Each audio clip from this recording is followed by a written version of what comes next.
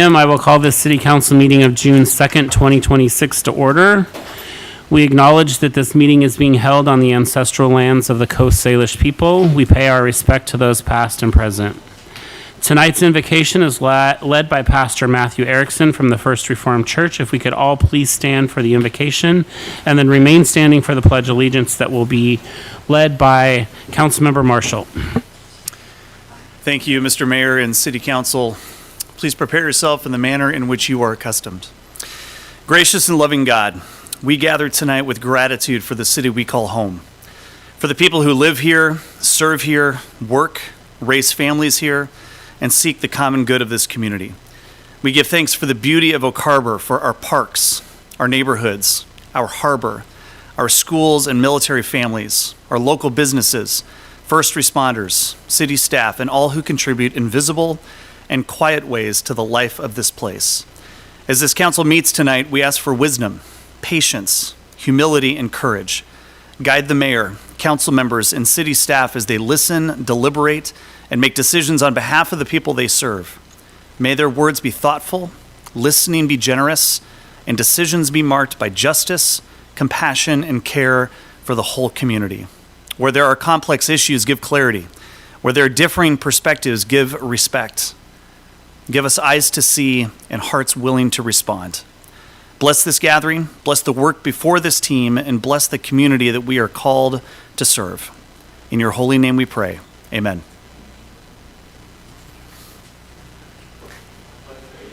To the flag of the United States of America, and to the republic for which it stands, one nation, under God, indivisible, with liberty and justice for all.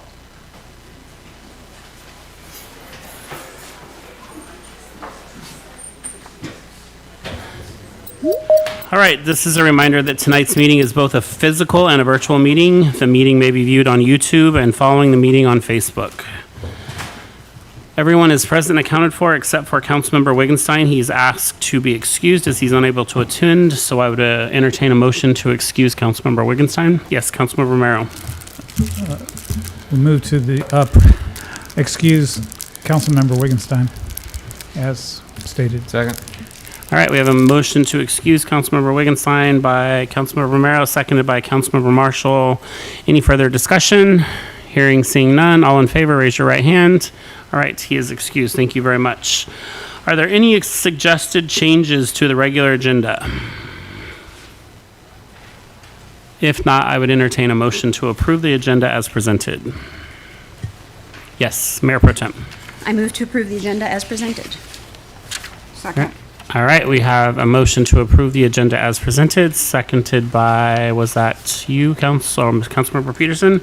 Is there any further discussion before I call for a vote? Hearing, seeing none, all in favor, raise your right hand. That passes unanimously. Thank you very much. All right. At this time, we are going to move into executive session. The council will move into executive session per Revised Code of Washington 423110 1G to review the performance of a public employee, and per RCW 423110 1I to discuss with legal counsel matters related to litigation or potential litigation. The anticipated duration of the executive session is 15 minutes. Action may or may not be taken following return to the open session of the meeting. Executive sessions are not open to the public. And we will move into executive session at 5:34.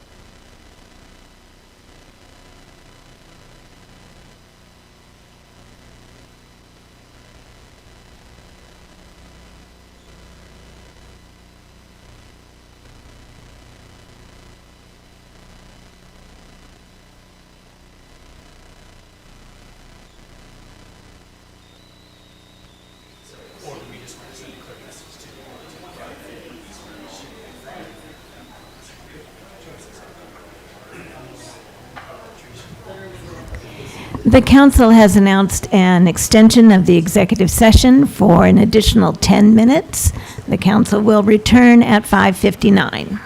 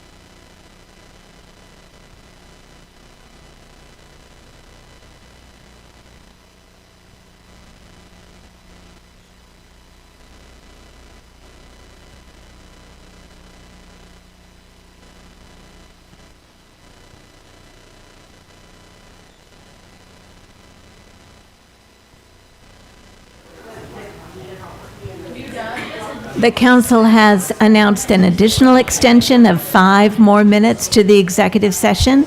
The executive session will now conclude at 6:04. Thank you.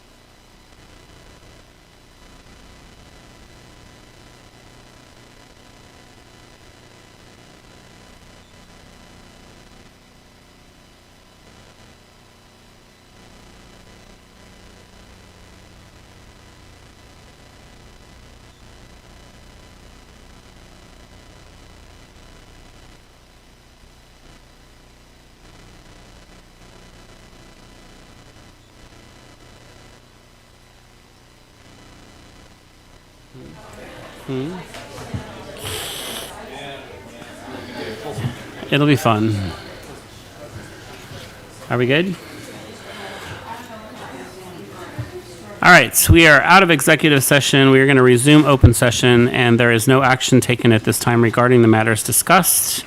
Thank you for your patience. We apologize for the continued delays. We had a lot of things to work through. We have a couple of presentations coming up. The first is a proclamation from our Parks and Recreation Month proclamation, and here to introduce that is our Parks Supervisor, Craig Lamas-Cole.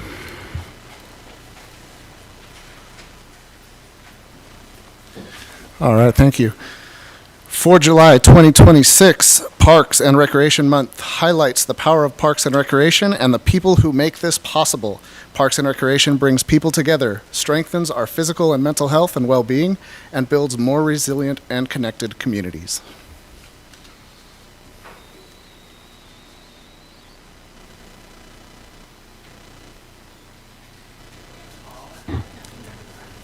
Oh, Councilmember Marshall, read the proclamation, please. I'm sorry, I thought you were reading all of it. I was like, that was it? Thank you, Craig. I'm so sorry. I was sitting here reading going, wait, there's more. All right. Whereas Parks and Recreation serves as an integral part of communities throughout this country, including the city of Oak Harbor, and whereas Parks and Recreation promotes health and wellness, as well as time spent in nature, positively impacting mental health by increasing cognitive performance and well-being, and improving the physical and mental health of people who live near parks. And whereas Parks and Recreation encourages physical activities by providing space for sports, hiking trails, and many other activities designed to promote active lifestyles. And whereas Park and Recreation programming and education activities, youth sports, and environmental education are critical to childhood development and is fundamental to the environmental well-being of our community. And whereas Parks and Recreation increases the community's economic prosperity through increased property values, expansion of the local tax base, increased tourism, the attraction and retention of businesses, and crime reduction. And whereas our parks and natural recreation areas ensure the ecological beauty of our community and provide a place for children and adults to connect with nature and recreate outdoors. And whereas the United States House of Representatives has designated July as Parks and Recreation Month, now therefore we, Mayor Ronnie Wright, and the council members of the City of Oak Harbor do hereby proclaim July 2026 as Park and Recreation Month in the City of Oak Harbor, and we urge all residents to experience the benefits derived from our public parks and recreation programs. Signed this second day of June 2026, Mayor Ronnie Wright. Thank you, sir. All right.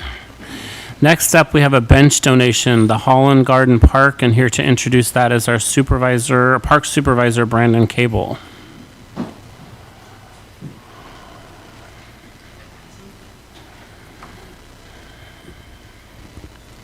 Good evening, Mayor and Council. I'm Brandon Cable. I'm the Park Supervisor, and I'm here to present for hopefully an acceptance of a park bench. So, on April 1st, 2025, the Oak Harbor Garden Club joined the Trex Challenge, a community-based nationwide effort to collect plastic and educate about recycling. The objective of the challenge was to collect 1,000 pounds of plastic material within 1 year. The reward for completing this was a Trex park bench. And last year, the Oak Harbor Garden Club successfully completed their 1,000 pound challenge and received a Trex park bench pictured in the corner there. They would like to donate the park bench to the city and to be installed in Holland Garden Park. These pictures are approximately where the bench would be installed. You can see that red triangle on the right hand side is where that would be. The sod would be pulled out and the park bench would be installed. Oak Harbor Garden Club is going to cover the cost to install everything, concrete, hardware, the labor for the installation, and they're donating the bench. The city parks would be responsible for any future maintenance. We anticipate that being a yearly, maybe bi-yearly cleaning of the park bench. The municipal code 2.8 states that the department shall have no power to acquire land or property or to accept gifts of real or personal property without the approval of city council. Any property shall be required or Property acquired shall be in the name of the city. So that's why I'm here for you today, or with you guys today. Thought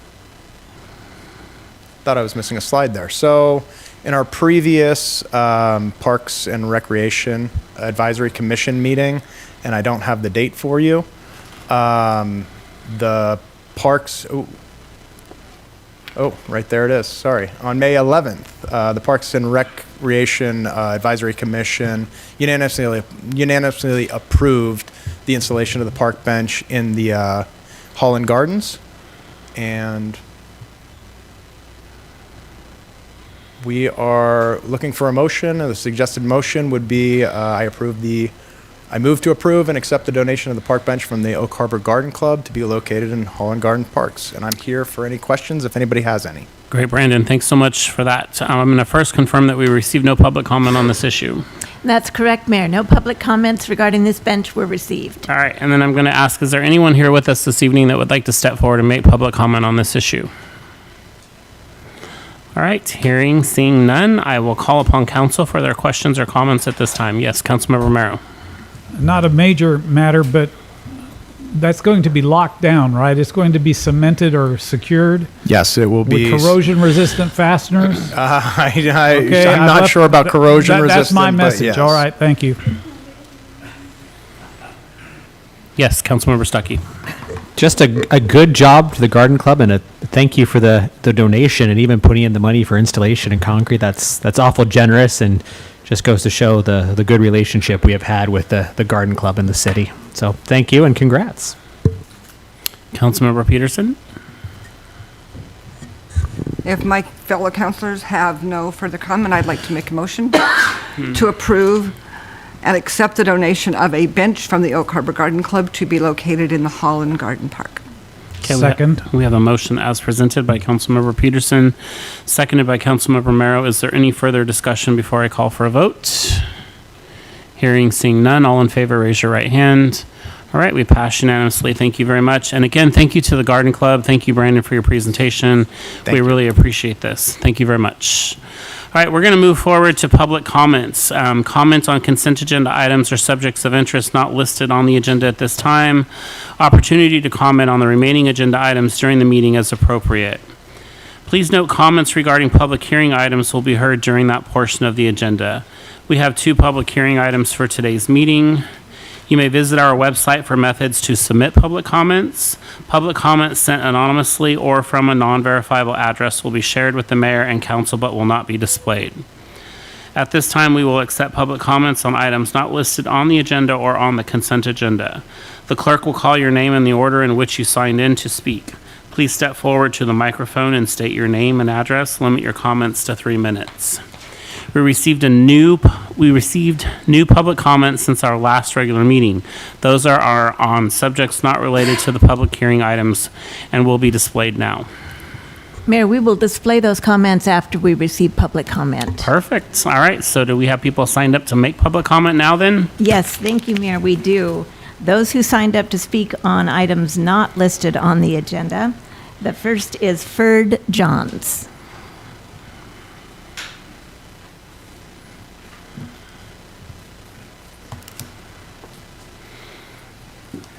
Thank you for having me, Mayor and Council. I appreciate the opportunity. I'm Ferd Johns. I'm a resident of Oak Harbor, retired architect and urban designer, boater, and a member of the design committee of Oak Harbor Main Street. Mr. Johns, could you just state your address, please, for me for the record? 651 Southeast Bayshore Drive. Thank you, sir. I'm here to reinforce our city vision statement, which says we're a vibrant Whidbey Island waterfront community. And thanks for your efforts to help our marina, and whatever help you can give us with that, with the dredging is great. Although both of my boats float in 2 feet of water, I'm not really stressed by that, but it's nice that you're doing that. I urge you to take advantage of a couple of other big opportunities that are going to come and go very soon. They're going to cost time and money, like all good investments. While the dredging equipment's here, if we add deepening and widening the existing dinghy dock channel to the dredging contract, We could then be eligible for a number of boating infrastructure grants, which would pay up to 90% of the cost of installing a modest town dock, which would enhance the waterfront experience for all of our residents and provide moorage for visiting boats right in the middle of our historic downtown shopping and entertainment district. That would certainly create a more vibrant waterfront community, reflecting the heritage and character of Oak Harbor as an historic maritime town. Nearly every plan and study of our town over the past 30 years has stated the need for a convenient town dock in bold letters. We almost had one a few years back, but Mission Creek stalled the project and the feds took the money back. Honestly, permits to extend the dredging will be a huge pain, but dredging will never ever be cheaper. Next, a long time issue, the entrance to the heart of our historic downtown business district from Route 20. The state's going to install a roundabout within the next couple of years, and there's a great opportunity there to signal and celebrate a gateway to the historic downtown and waterfront. We already have 2 large signs. They were intended to frame the entrance as a gateway to Pioneer from the roundabout. One is temporarily mounted in Beeksma Park. The other's in the city storage lot, I hope. The only cost will be to mount them where WisDOT allows it. We need to work on getting their permission ASAP. The Main Street's also begun talks with the Arts Commission about having a sculpture made for the landscape center of that roundabout. Not a freebie throwaway, but a sculpture that is created specifically to relate to Oak Harbor, our history, and our character as that vibrant waterfront community we're talking about. It must point in the direction of the historic downtown and the waterfront without interfering with sight lines across the roundabout. Pioneer's going to get a road diet, which will allow us to create a pleasantly landscaped entry to our historic heart. But we have to move fast. Once those roundabout engineers finish the design, it's etched in stone. If we delay, be another opportunity lost. Mr. Johns. Thank you very much for the opportunity to speak. Thank you, Thank you, Mr. sir. Johns. Thank you very much. Mayor, the next person who signed up to speak to an item not listed on the regular agenda is Jennifer Jupiter of Oak Harbor regarding Pride Flag.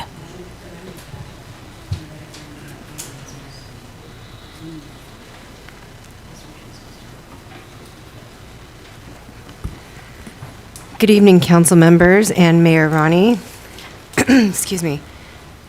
These are my friends behind me. My name is Jennifer Juniper, and I've been a resident of the city of Oak Harbor for 9 years. I live at 1085 Southeast Regatta Drive, apartment B201.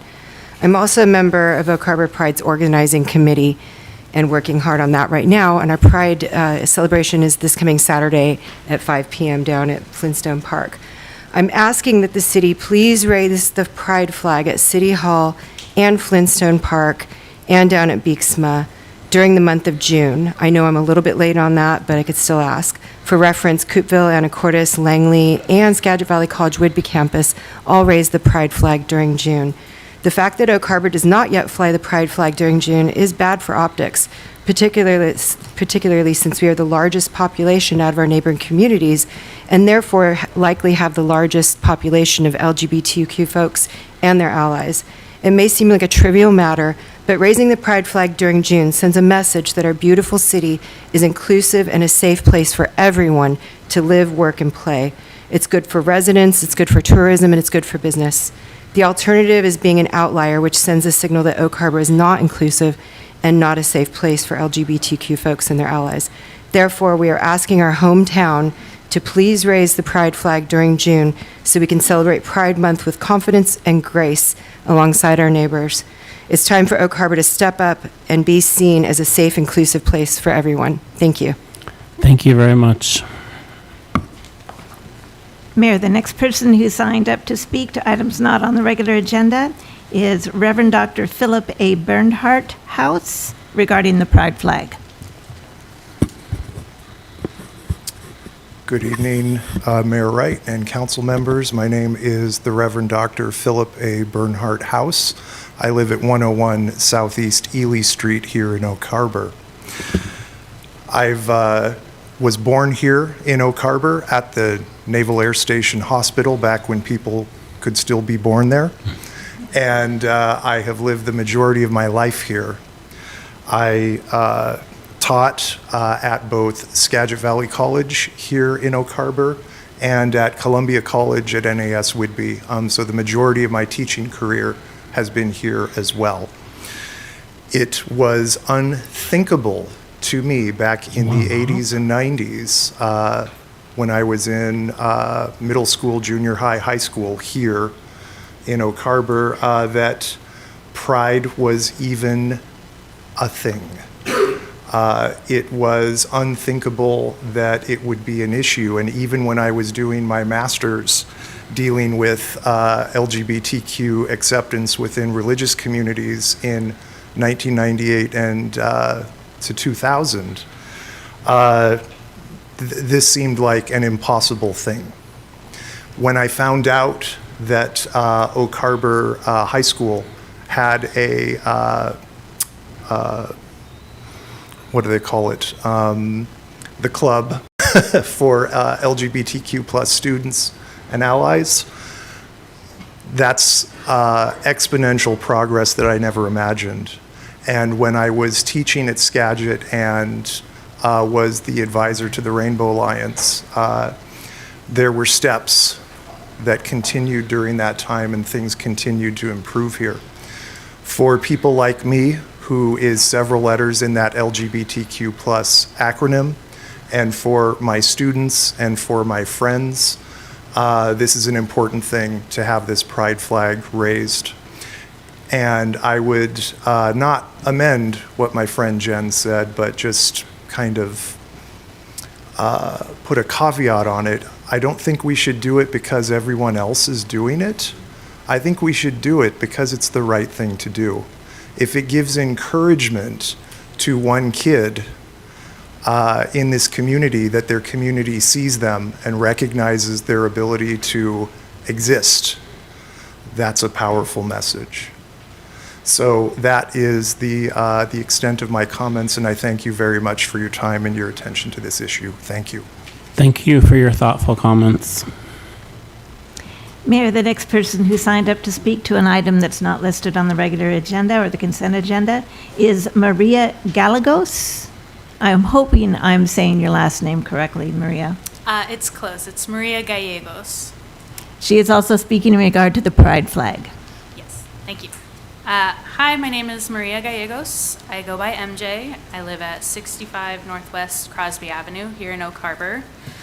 I am also Whidbey Island's Skagit Valley campus student government president here in Oak Harbor as well, and I am a queer Mexican American living in America today. I think it's important to acknowledge how much harm that queer people are facing because of the federal government today. I know it's easy to talk a lot about the past and what everybody has gone in the past, and that's important, but it's still a current issue today. I've had to advocate for students that have had their cars scratched and stickers torn off because they were queer and hate crimed. And I want to make it clear that waving a flag is not just about celebrating us being queer or gay, though it should. It's about advocating for our lived experience. I think in opposition, people can say that they have their personal beliefs against us, and I will validate that you can have those beliefs and have your personal opinions, but that shouldn't erase our lived experience and our need to be safe in our own country as well. So I'd like to say that not putting up a flag is not remaining neutral on this issue. Putting up the flag is to be neutral. It's not something that should be considered extreme. Putting up the flag doesn't cause anyone any real harm, but not putting it up will. So if the question is, why do you care about a flag? Why something this small? I would say think about it the other way. And why is it so hard to fight for a small little flag to represent us? Something as small as a flag feels so important to us because we're struggling for our fight to live and to love, and this is where it starts. So please put up the flags. Thank you. Thank you for your personal and thoughtful comments. Mayor, that concludes those who signed up to speak to items that are not listed on the regular agenda or the consent agenda. Great. Is there anybody that didn't have an opportunity to sign up and that would like to step forward at this time and make comment? Yes, please step forward, state your name, address, and limit your comments to 3 minutes, please. Good afternoon. My name is Cheyenne Kircher. I live at 1624 Northeast First Avenue. Mr. Kircher, I'm sorry, but before you begin, we did receive your public comment, and it is in comments that will be displayed this evening. Oh, that's wonderful. So is this comment the same as the comment that you sent to us earlier? It's the abridged version. So we will be showing your entire comment. So Okay, I will settle for that. Thank you. You're very welcome. Thank you. Thank you, sir. Yes, please step forward, state your name, address, and limit your comment to 3 minutes, please. All right. My name is Terrence Franklin. I live at 700 Southeast Castle Park Court, Oak Harbor. I am speaking on the pride flag. I was not initially going to speak, and I signed up and I lined my name out, but I was moved by everyone else's speeches, so I'm going to say this. Culture. Culture is a shared set of beliefs, values, customs, behaviors, and artifacts. The LGBTQ plus community, we have those things, be it a shared history of behaviors, language, stories of isolation and persecution, and feelings of just overwhelming other. The pride flag represents a place of safe harbor. When I arrived here in 2005, I felt all those things. But that flag, equality symbols, they gave me hope. I moved away from here. I came back to the city because I saw the city as a place of progress. I've lived here now, again, 2005. I left in a couple of years, but since 2023, we came back. And that flag means more than I can actually say. It tells people that my home, when I fly it, is a place where they can meet so many needs. Maslow's hierarchy needs. I'm going to lead with that, right? We say physical safety or needs. Safety, loving and belonging, esteem, respect, self-actualization. When people see that flag in my house, they know they can knock on my door. They can come, I will offer them a meal, I will offer them a place to rest. They can come to me and know that they will always be welcome and loved. I've spent many years trying to build community here, and I finally have it. And flying that flag will be my self-actualization, knowing that all the work I put in will actually matter. Going to the clubs, going to the drag shows, going to the events that you wonderful people put together, and bringing my friends along so that they have a way to show visibility, that letting our 5-year-olds, our 20-year-olds, our 50-year-olds, our 80-year-olds know that we can see them. They can be seen. They are loved. They are included. So please, please, please, please raise the flag. Kindness costs nothing. So what does the city have to lose? But it will earn so many citizens, so many people that feel loved. Thank you. Thank you very much. Is there anybody else that would like to step forward and make comments at this time that didn't have an opportunity to sign up? Yes, sir. Step forward, state your name, address, and limit your comment to 3 minutes, please. Thank you, Mayor and committee. I'm Joshua right now. I live also at 700 Southeast Castle Park Court. In regards to the flag, so why does this flag need to fly? It needs to fly because it's a beacon for a young person wrestling with their identity, or an older adult who remembers when they had to hide who they were. This flag says one clear life-saving thing, and that is that you are not alone. You are loved and you belong here. Flying this flag is an act of unity, not division, and makes a public commitment that this community, whether it is our city or school or our workplace, is a safe harbor. It is a tangible reminder that we value diversity, and it sends an unequivocal message that discrimination has no home among us. Yet we know the symbols alone are not enough. History has shown us that the rights we hold dear can easily be challenged if we become idle. Flying this flag is our rally cry. It is our daily reminder that the fight for true equality is ongoing, and that we will stand together to protect the rights, dignity, and bodily autonomy of every single person. I ask for you to raise this flag just for this month in solidarity to those that we have lost in the past to HIV and AIDS, those that we have lost just for other health reasons or instances. Growing up in a very strict family, I did not have that. Did not have community, did not feel that I was seen. Coming across other LGBTQIA people and being able to find that community really helped me be able to find myself and find my footing and find my voice. I ask for you to raise that flag so that you can symbolize that to someone else who's young, that does not have the chance to have someone in their corner to show that they are seen and that they are loved. Thank you. Thank you very much for sharing your personal story and your thoughts. Is there anyone else that would like to step forward and make public comment at this time? All right, seeing none, are you going to display the comments now? Yes, thank you, Mayor. We will display those comments that were received that are not public hearing comments at this time.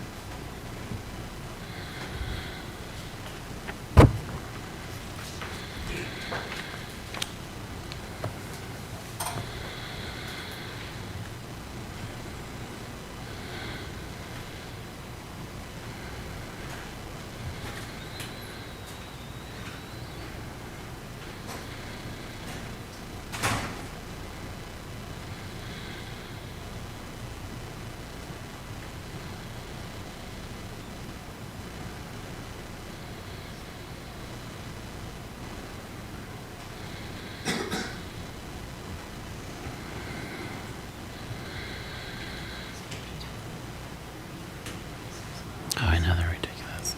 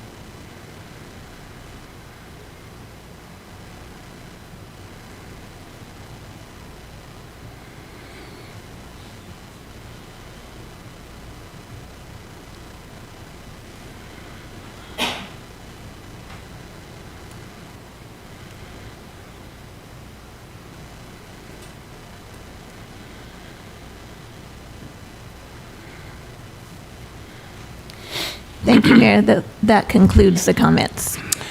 All right, so before I close public comment, I just want to personally thank each and every one of you that took the time to stand up today and share your personal stories and your support for flying the pride flag. It's not easy to stand up and publicly speak, first of all, for anyone, and it's certainly not easy to be vulnerable in front of people that you don't know. I do it every single day, and it's very uncomfortable for me, but I appreciate all of you, and I really respect the heck out of all of you for being here today and showing your support. So thank you very much. You all deserve a round of applause for that.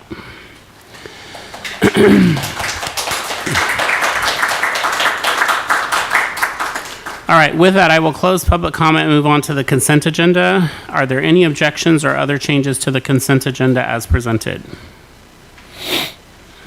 Yes, Mayor Pro Tem. We have an appointment to the Police Community Advisory Board. I was just wondering if Mr. Bright happened to be with us tonight, and if he was, if he would be willing to introduce himself. I don't know if he's here. Mayor Pro Tem, he is not able to attend. Okay, all right. Thank you. Yeah, I wanted to put a face to the name. So, okay, thank you. Yeah, no. Anything else? Otherwise, I would entertain a motion to approve. Mayor Pro Tem. I move to approve the consent agenda as presented. Second. All right, we have a motion to approve the consent agenda as presented, seconded by Councilmember Peterson. Any further discussion before I call for a vote? Hearing, seeing none. All in favor, raise your right hand. All right, that passes unanimously. All right, I'm going to quickly move through mayor's comments. The Wright Blend, at our most recent Wright Blend, our Public Works Department provided updates about upcoming projects.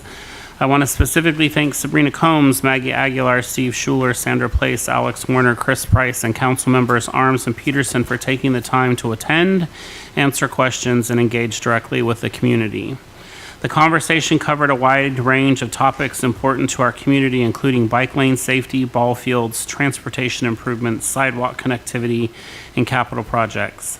The community shared another great idea of having city staff provide educational workshops for small businesses and community members about procurement and other services.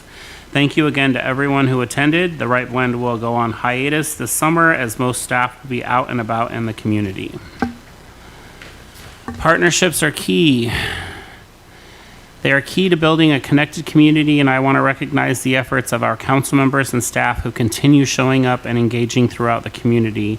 Chief Slowick and Harbor Master Elise Henry recently attended Career Day at Olympic View Elementary School, helping inspire students and giving them an opportunity to learn more about law enforcement. Councilmembers Merrow and Peterson attended the Chamber's monthly luncheon, while Councilmember Stuckey represented the city at the Rotary Club meeting. One thing I have emphasized during my time as mayor is the importance of being present in the community. These relationships matter.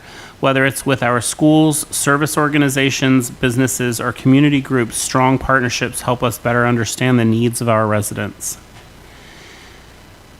Councilmember Barbara Arms, City Administrator Sabrina Combs, and Harbor Master Elise Henry met with Kevin, who is a representative from Rick Larson's district office. And we discussed the challenges facing the marina, as well as the federal permitting process and the upcoming projects that we have pending, as well as pending grant dollars and future plans for the marina in Catalina Park. We even shared with staff that he watched the recent Marina Advisory Commission meeting. So we're very excited. He did indicate that Rick Larson, Representative Larson, is working hard to push our permits through as efficiently and as quickly as he can, and he's doing and leveraging as much as he can to make that happen for us. Where I've been this past week, Island County Council of Governments received a detailed presentation about Washington State Ferry Service and their 75th anniversary celebrations. Our ferry service is facing several challenges in trying to increase the service levels to communities that rely on ferry services for commuting and tourism. Island Regional Transportation Organization reviewed road projects funding and progress. Yesterday, we had the Station 82 ribbon cutting. This ribbon cutting was a celebration. Thank you to everyone who took part in making this happen for our community. Most of all, I want to thank the voters who supported the levy in 2022, which made this project possible.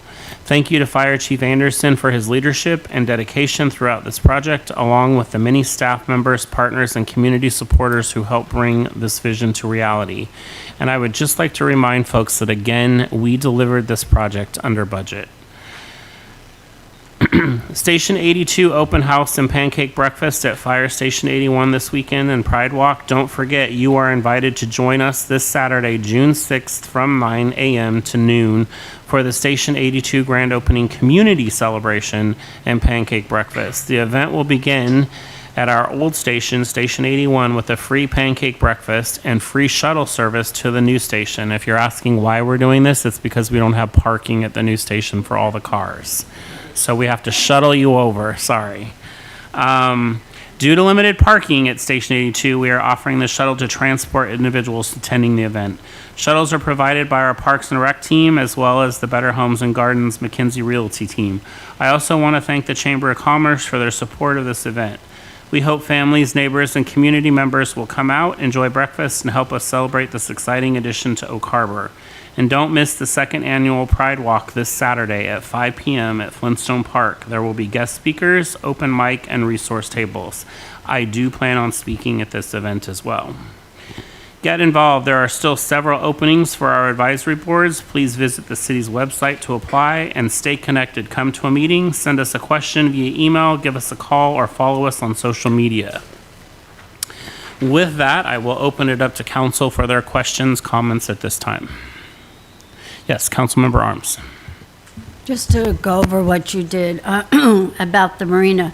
Yes, it was really interesting. Rick Larson's liaison came. He was very engaged, took lots of notes, and, talked about the permitting, the waterfront. He was there for a good hour. Rick Larson specifically wanted them to be more engaged with Oak Harbor, so that was a plus for us. So hopefully we can get this permitting moved and shuffled on a little faster than what it has been. But it was a great meeting. Thank you. Councilmember Stuckey.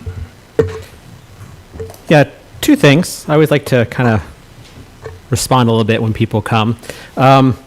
First of all, this couple of opportunities, this is great stuff. There's a lot of time spent in this. I'm looking at the language. It sounds almost like an engineer background. So thank you. In regards to everyone else who showed up, thank you so much for coming. We're always begging for people to come make public comment, and you folks came in mass. And I'm not going to say I understand what it's like. I mean, I'm a middle-class white male. I haven't really had to fight for much in those regards, so I can empathize. And sharing those stories certainly helps me at least start to come to an understanding. But I do want to acknowledge procedurally, we can't just raise the flag. We have to do vote on ordinance or resolution. And we did a year ago, almost to the day. We had 2 meetings. First meeting came and went. We discussed having commemorative flags flying and hit the newspaper. I expected a lot of people for or against. We received 1 public comment during that time about flying the flag. And at that time, the decision was made not to allow any commemorative flag. So I just don't want anyone to think they're being ignored, but it's not a matter of just tomorrow. There's a process which we discussed last year. It doesn't mean it can't be re-talked about, but that's where we are. So I just want to make sure you're heard, but there are processes to these sort of things. So thank you. Anybody else? Yes, Mayor Pro Tem. Thank you, Mayor. Sorry, middle age is like hitting hard, and I'm still getting used to the reading glasses. Just some events this weekend. Friday, June 5th, the Oak Harbor High School is doing a Friday Night Lights event, and it's basically a cruise for seniors to decorate their vehicles and get all geared up in their purple and gold. And it's gonna, I believe, stage at Bayshore, go down Pioneer, Midway, and then across Whidbey, and then end at the high school. And the actual drive itself, the cruise itself, is reserved for graduating seniors. But I'm sure that they would be thrilled if they saw any of us in our Wildcat gear on the sidewalk cheering them on. So, and a shout out to Dr. House, who I went to Oak Harbor High School with. And times have certainly changed. And on that note, so there's the Friday Night Lights event that starts at 7 p.m. at Bayshore. So also, if you need to be anywhere between 7 and 7:30 or so, it might be a little chaotic down here. And then Saturday morning, we've got pancakes at the fire station. I understand, council, we're helping to serve those pancakes. We're not responsible for making them, are we? I'm terrible at pancakes. Okay, all right. I can Yeah. But I'm happy to help. Just okay. And then of course the Pride Walk on Saturday evening at, what was that, Jennifer, 5 p.m. Flintstone. And Councilmember Stuckey is correct. Even if we decided tonight that we wanted to fly the flag, it would require an ordinance change, which would require staff to put something in our packet, which would require notice and then have to be squeezed into like the next meeting. So it would literally be weeks, which is one of the more frustrating things about government, is just the wheels move very slowly. But I do think that the ordinance itself is perhaps worth a look, and that's worthy of discussion for next year. And something that we can do, I was a little surprised and a lot disappointed not to see a Pride Month proclamation on tonight's lineup. We've done one before, and so, I mean, it's for the month and we have another meeting, so it could still happen, or we could get one drafted and lined up for next year. But I would like to see that. And for the events happening down at Flintstone, or I don't know. I don't want to speak out of turn or be wrong, but the ordinance governs whether or not what kind of flag City Hall can raise, but I'm not sure you necessarily need our permission to paint a sidewalk or a crosswalk. I'm looking into that. Okay, that would be really fun. So thank you, and thank you to everyone who came out and bared their souls to us tonight. It's a very brave thing to do, and I really appreciate it. And I also want to thank Mr. Johns for always his creativity and his out-of-the-box thinking, and keeping us on our toes and keep the great ideas coming. I appreciate it so much. Thanks, Mayor Pro Tem. Anybody else? Nope. Okay, you guys are awfully quiet tonight. That's unusual. All right, we're going to move on to public hearings and meetings. Ordinance number 2043, amending Oak Harbor Municipal Code 10.12.010 related to parking and traffic control. Definitions, adopting Oak Harbor Municipal Code 10.12.170 related to parking restrictions for vessel, trailer, recreational vehicles, or oversize loads. Adopting Oak Harbor Municipal Code 10.12.175 related to a residential loading exception. Adopting Oak Harbor Municipal Code 10.12.176 related to residential parking permits. Here to introduce that is our Chief of Police, Tony Slowick. All right, good evening, Mayor Wright and City Council. Before starting on the ordinance, I just want to make a quick correction. Friday Night Lights does start on Friday night, this Friday night at 7 o'clock. It is starting at the marina and ends at the marina. Yeah, we changed it a couple years ago, so starting and ending at the marina, and it only goes Southeast Pioneer Way to Southeast Bayshore, back to Southeast Pioneer Way. So it's a nice loop. It's a great time to recognize our seniors. So we're here to talk today about our vessel, trailer, recreational, and oversized vehicle parking ordinance number 2043. We've had 4 different discussions on this going all the way back to 2022, the latest being on May 26th at the City Council workshop. The ordinance amends our current municipal code of 10.12.010 relating to parking and traffic control definitions. It adopts a new section of 10.12.170, a new section of 10.12.175, and a new section of 10.12.176. Creates clear definition for oversized vehicles, creates and standardizes our definition of recreational vehicles, creates a clear definition of utility vehicles, and standardizes our definition for vessels throughout the municipal code. The parking restrictions are that on public right-of-way, it'll be unlawful to leave standing in the oversized vehicle, RV, utility trailer, or vessel on any street, alley, or public way for more than 12 hours. That's throughout the whole city. There's no signage requirements for this ordinance, and if there was to be an impound or removal, it It would require the police department to do a 24-hour tow notice, which is our standard process throughout our municipal code. There is a residential loading and preparation exception to this ordinance. Creates a 5-day parking exception at a person's residence. So that is the property that's right up against their property line, would be the city right-of-way. It's specifically used for the exception applies only for loading, unloading, cleaning, and mechanical preparation. Safety requirements are that must not be a traffic hazard or obstruction to motorist views at intersections. No cords, cables, or obstructions are permitted to go across sidewalks. That's for an ADA compliance. And then there's a reset period if it's removed after 72 hours, or if it's removed for 72 hours. Additionally, after our last workshop, it also creates a permitting system. It allows for a resident to permit up to 14 days that trailer, RV, vessel, or oversized vehicle, and that could be renewed 2 additional times. So really it's 6 weeks throughout the 1 calendar year. There is no fee requirement for the permitting, and the permitting can be canceled for public safety reasons. So the proposed action and enforcement is adopting the sections of 1012 for parking and traffic control.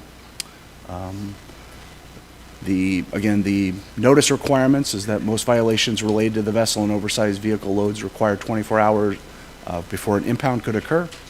Immediate actions that the city reserves the right to remove vehicles immediately and without notice if they're designated no parking or creating a specific traffic hazard, which is what our current municipal code says.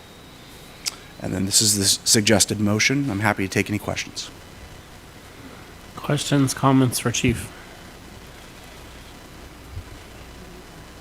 Oh, sorry. I'm sorry. We are first going to open the public hearing, and then we are going to call for a display of the comments that have been received.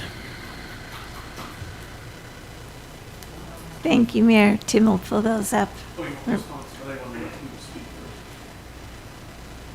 Forgot that we were doing a public hearing.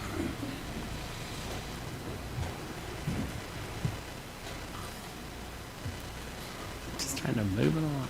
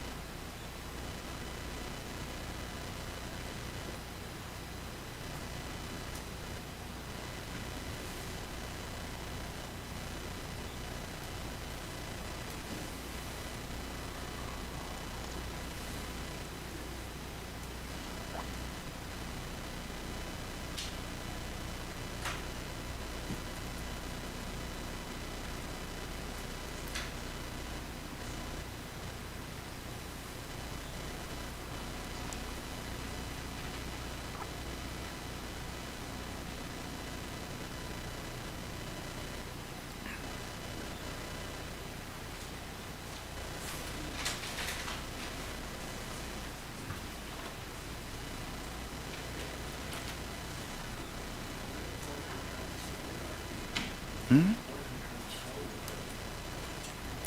Maybe a parking in front of your house. There's that.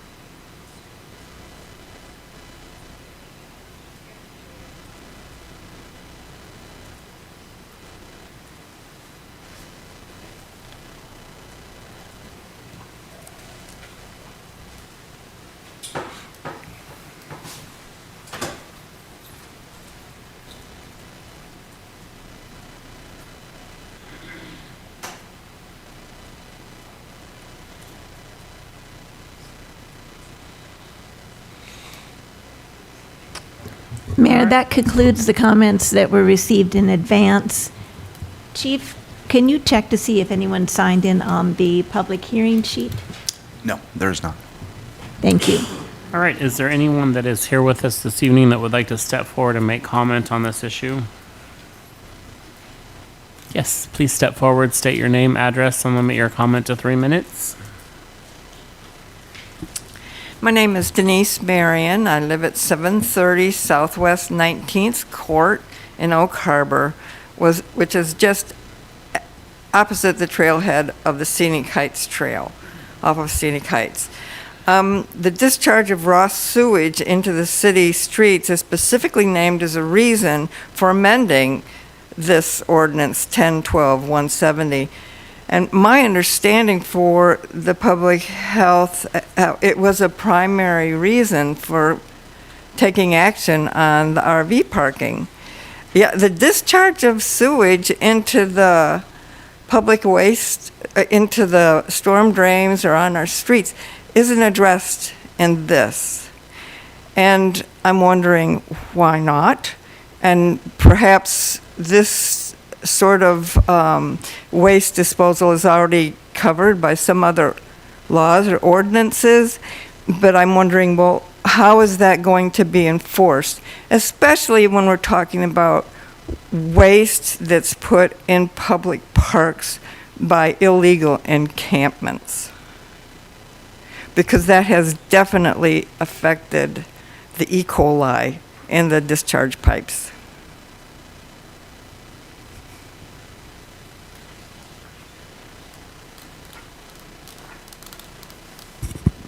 Would you like me to respond, Mayor? Okay. So thank you, ma'am, for coming up. So the illicit discharge is in a different code within the city's municipal code. We currently have a gap in that code that we're working with our community development, our public works to address, and so that new code will be brought forward. That will expand to include that dumping of raw sewage in parks or any type of land into our stormwater system or just on the street sides. Yeah.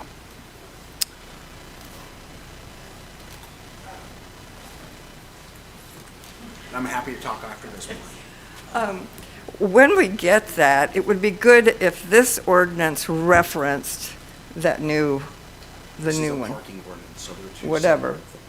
Well, wouldn't this ordinance, I mean, when you're talking about enforcement, there could be wording referring it to that.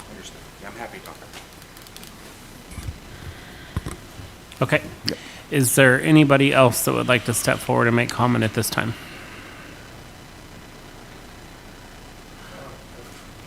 Yes, absolutely. Please step forward, state your name, address, and limit your comments to 3 minutes, please. Yes, sir. Gary Schlenker, 1861 Northeast 10th Avenue, Oak Harbor, Washington. And I did have a comment up here, something I'd like to ask. I been here 40-some years, parked my RV in front of my house, never had any problems on a dead-end street. There's only 5 houses that are occupied. I'm not blocking traffic. What if now it looks like I'm probably going to have to sell the RV? Is there an option where I can leave it parked there for a period of time so I can sell it? Or do I have to haul it to some place where they will sell it for me, or storage or whatever? As much as I hate to get rid of it, I guess it's kind of gotten to that point. It's not cost effective for me to put it in storage and pay because my wife is sick, we're probably not going to be able to use it again. So I was just wondering if there's some, leaving it, what is it, like 5 days, and then having to move it and then bring it back for 5 days to try and sell it doesn't seem very helpful. Also, I asked, did the city look at the option of maybe giving a permit? Oh, you did, okay, yeah, all right. Okay, because I thought it would raise some revenue, and people that are lawfully parked and keep it licensed and stuff like that would be okay, but okay, thank you. Okay, thank you, sir. So to address that, there is a permit system that is added to this ordinance. It's 2 weeks, so there's 5 days. If you go over the 5 days, you could do 2-week permit, and that could be renewed 2 additional times for a total of 6 weeks. So if you were going to sell your RV, or that could give that amount of time. Yes, sir. Councilmember Peterson. Chief, correct me if I'm wrong. I thought that the basis of this ordinance was mostly based on safety. And if Mr. Schwing, this gentleman, yeah, thank you. If his RV is parked in a place where there is not a problem with anyone not being able to see to ingress and egress safely and that sort of thing, I guess I missed the part where those folks were also going to be impacted. Could you help me with that? Certainly. So, thank you. Great question, Councilmember. So the ordinance is for the entire city and applies to every part of the city. So we can't make an ordinance for one residential area over here and then accommodate it for another residential based off of the way the design of the roadway is. So the way that the ordinance is currently written, it's for the entire city. It's 12 hours of parking on any city street. So if you, the exception is if you're in front of your residence, you can park it for up to 5 days and then it gets moved. If you need it longer than that, you can apply for a 2-week permit through, probably more likely not, it's going to be through the police department. And then that could be renewed up to 2 additional times for a total of 6 weeks in a calendar year. Yeah. I'm sorry, at some point we were talking about ingress and egress safety only. All right, thank you. I appreciate that. Councilmember Stuckey. 2 questions and then some thoughts. One, do we often get complaints about oversized vessels and things like that? I'm not looking for exact numbers, put you on the spot, but do we get calls? Does PD get calls about vessels? We do. We do. We currently we have a handful of boats on trailers, utility trailers or RVs. They don't move. They're there for long term. I mean, talking about years. When we contact the owners to serve them with paperwork to get them moved, they will renew the registration on the oversized vehicle or utility vehicle or vessel, which per our city ordinance, that's the only thing required to allow it to be parked there. So often that complaint is generated because somebody has a visual sight distance issue with an intersection, or it's parking alongside a driveway where we discussed last month about the distance between 5 feet from the driveways. So a lot of time that's what the concern is. And how does this wrestle with homestead laws? I mean, you think back to Hoffman Road. Yeah. You know. So tell me, explain a little bit about that. City right of way is controlled by the municipality. It's not a homestead piece. As long as we have sound ordinance, which this is, that is in compliant with state law, then we have the right to enforce those ordinances. Per legislation, we discussed this last week as well. Per the RCW, the WAC, and the legislatures, the city right-of-way or the shoulder of the road is designed for temporary parking, bicycle paths, those type of things. Yeah, because a big, at least as I understand, the initial thrust of this, if we're just being blunt, was the RVs that are on Bayshore was certainly something that started this conversation. And it seemed like it morphed a little bit into RVs looking at all over in front of houses and things like that. I mean, we would not want another Hoffman Road situation. That was county. But still, we don't want a bunch of RVs. And so, I think everyone kind of agreed when it came to commercial zones that those shouldn't turn into de facto RV parks. Mm-hmm. Although I do hear people saying they want the city to have an RV park, but that is a separate topic. It does get a little tricky when we're talking about RVs, boats, and vessels in front of one's house. We tend to think of the street in front of our house as that's ours. I mean, my wife parks our car in front of our house, and the moment someone parks in front of our house, they're in our parking spot. I mean, that's ours. But then what if there's a pothole on that street, or someone gets injured on that street? Well, now it's not mine anymore. Now it's not mine. So I do sympathize with those, like the gentleman who spoke, who might feel like it's a little personal or not fair. I parked my RV in front of my house for 20 years, never been an issue. Why now? So I just want to let those people know that we hear that. I do like to take public feedback into account. I know not everyone's a social media person, but I counted the comments on that were firmly yes or no, not just a rant. And 9 to go ahead and proceed with the ordinance, 5 against. Same thing with if you count the comments that write in, 9 people that said this is a good thing, 4 said it's not a good thing. And those that think it's not a good thing, I feel like some of that was addressed. You acknowledged in the last meeting that, there were some concerns about businesses. I own a little construction business. It's just me. I have my trailer in front of my house. I move it every day for work. You're fine. You're moving it. You're fine. Same thing with what if my family comes in from out of town to visit? Well, now we have the 14-day period. So for those that may say, well, council doesn't listen, well, right now the majority are saying let's go ahead with this ordinance. And I feel like we did listen with the changes that was made and suggested by you. It's not going to be perfect. No matter what you do something like this, people can get a little territorial. and I, at first, admittedly, was kind of objecting to it to begin with as well, but I think that this is the best under the circumstances, and I appreciate you taking the time, the diligence, and to all those people who took the time to write in to help morph the conversation. So thank you.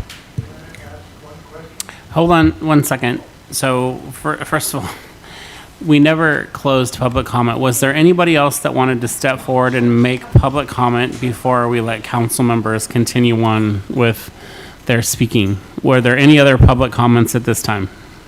Did you? Yes, sir. You can step forward and make your public comment. Sorry, just want to ask a question. I think it's Regatta that runs across to my street there, and I believe it was this year, it might have been late last year. They came and they striped off to the side where I guess there's parking there. So people that are parked in that area can stay there inside that striped area. That's legal. where our street, the little short dead-end street, didn't get striped. You know what I'm talking about, the stripe that runs, where they've got the sidewalk, then there's vehicles parked, and now there's a white stripe going down both sides, and in the traffic lane, the 2 lanes of traffic. So parked inside on that is okay, legal? If there's enough room for a car. Well, yeah, they got cars and boats and planes and trains, and everybody parked inside that. Yeah. That's the. Yeah, but it would be limited to just vehicles. Oh, it's still Passenger vehicles is what it would be limited to. Oh, even though, because there's RVs parked on there also, I noticed. Yeah, so they would fall under the same. They would, yeah. Even though that's a designated parking area? I don't know exactly which area, so how about after this I can look at the map and we I can. assumed that because that stripe and then the sidewalk is way out there, Mm. like lane wide, it's like, almost like 4 lanes now. All right. So we're going to let you have that conversation later. Are there any other comments that somebody would like to step forward and make at this time? Yes, ma'am. Would you like me to reintroduce myself? Please, for the record, No yes. My name is Maria Gallegos. I live at 65 Northwest Crosby Avenue in Oak Harbor. And I'm hearing a lot of conversations on different points of view, but I don't think I've heard homelessness addressed and people who live in their cars. I know that homeless people, it's easy to demonize and to forget and to not consider. But I was homeless before coming to Oak Harbor. I was very lucky to get assistance in finding a place to live here in this city and be able to go to school and build a life here since then. But I do not know how I would have made it here had somebody removed my vehicle because I had nowhere to legally park. It doesn't matter where we park. I've parked in camping areas and parking that was for trails out in nature. I wasn't welcomed anywhere as a homeless person. And as for the responses we get about yes or no, homeless people do not have the resources to be able to engage in politics that are affecting their life every day. And so we need to take that into account when we are looking at the responses of people who are privileged enough to be able to engage in politics. I think their lives matter, even if it's inconvenient to other people. Thank you. Thank you for sharing. They said vehicles in general. It just makes it vague. All right. Anybody else that would like to step forward and make comment at this time? Gotta wait. No, wait. Not yet. All right. I am going to close the public hearing then and call upon council now for their comments. And Councilmember Marrow, you may go. You know, my brain is going furiously when I start writing a lot. So thank you, Chief Slowick and your staff for diligently forming an ordinance proposal that makes good sense, it's balanced, it's reasonable, and especially it's fair. For there are many people who have RVs and trailers and all the rest that they put them in storage and they get them, and yet this proposal adds flexibility, this proposed ordinance, to being able to use some of the street right-of-way for specific purposes. Now, just as a matter of the record, I want to make sure that we understand that the streets belong to the city and the different citizens of the city. So if we permit the parking of people, of vehicles or trailers of some people, where we're not allowing it for other people, then there's an issue of basic fairness there, no matter what the income level, no matter what the status in life. So I won't get into the whole business about the social contract, but we have an understanding in free government that we interact with one another with an understanding that we all pull together to survive together. But that means fairness as well. And I also support strongly the matter of ordered liberty. So we just don't go berserk because we have the freedom to go berserk. We work together to build our community, and if we don't work together, we just have chaos. So this ordinance is a reasonable effort, and I think not the final word about anything, because actually everything we do in the city is not the final word over generations. So we want to begin the stepwise process of trying to get people to take responsibility for their own possessions and not lay the burden on the taxpayer. Okay, that's just a basic principle. And it does frequently or could mean a change in how you live or how one lives. Okay, the matter of permitting, we visited on that subject, and it was viewed as being, if we went to a full permitting system, it would be very expensive and complicated. But this initial step is just that. We can build upon that because, Chief Slowick, does it address matters of people sleeping in vehicles? No. Okay, It does so not. I mean, that's a separate matter. And so we take it in incremental steps, and that's exactly how government rolls. But we got to address it. Okay, I'm speaking on this, okay? So thank you again for the due diligence, and I mean, I could say more, but I'm not going to. I did want to make mention, too, about the matter of HOAs, right? They can set their own standards there, too. Does that sound about right, Chief, or is there something that you could add to that reflects? Sounds fine. Okay, just make sure that I got the messaging right. Okay, thank you, Chief, and thank you, Mayor. Thank you. Anybody else for the good of the order? Councilmember Marshall. Thank you, Mayor.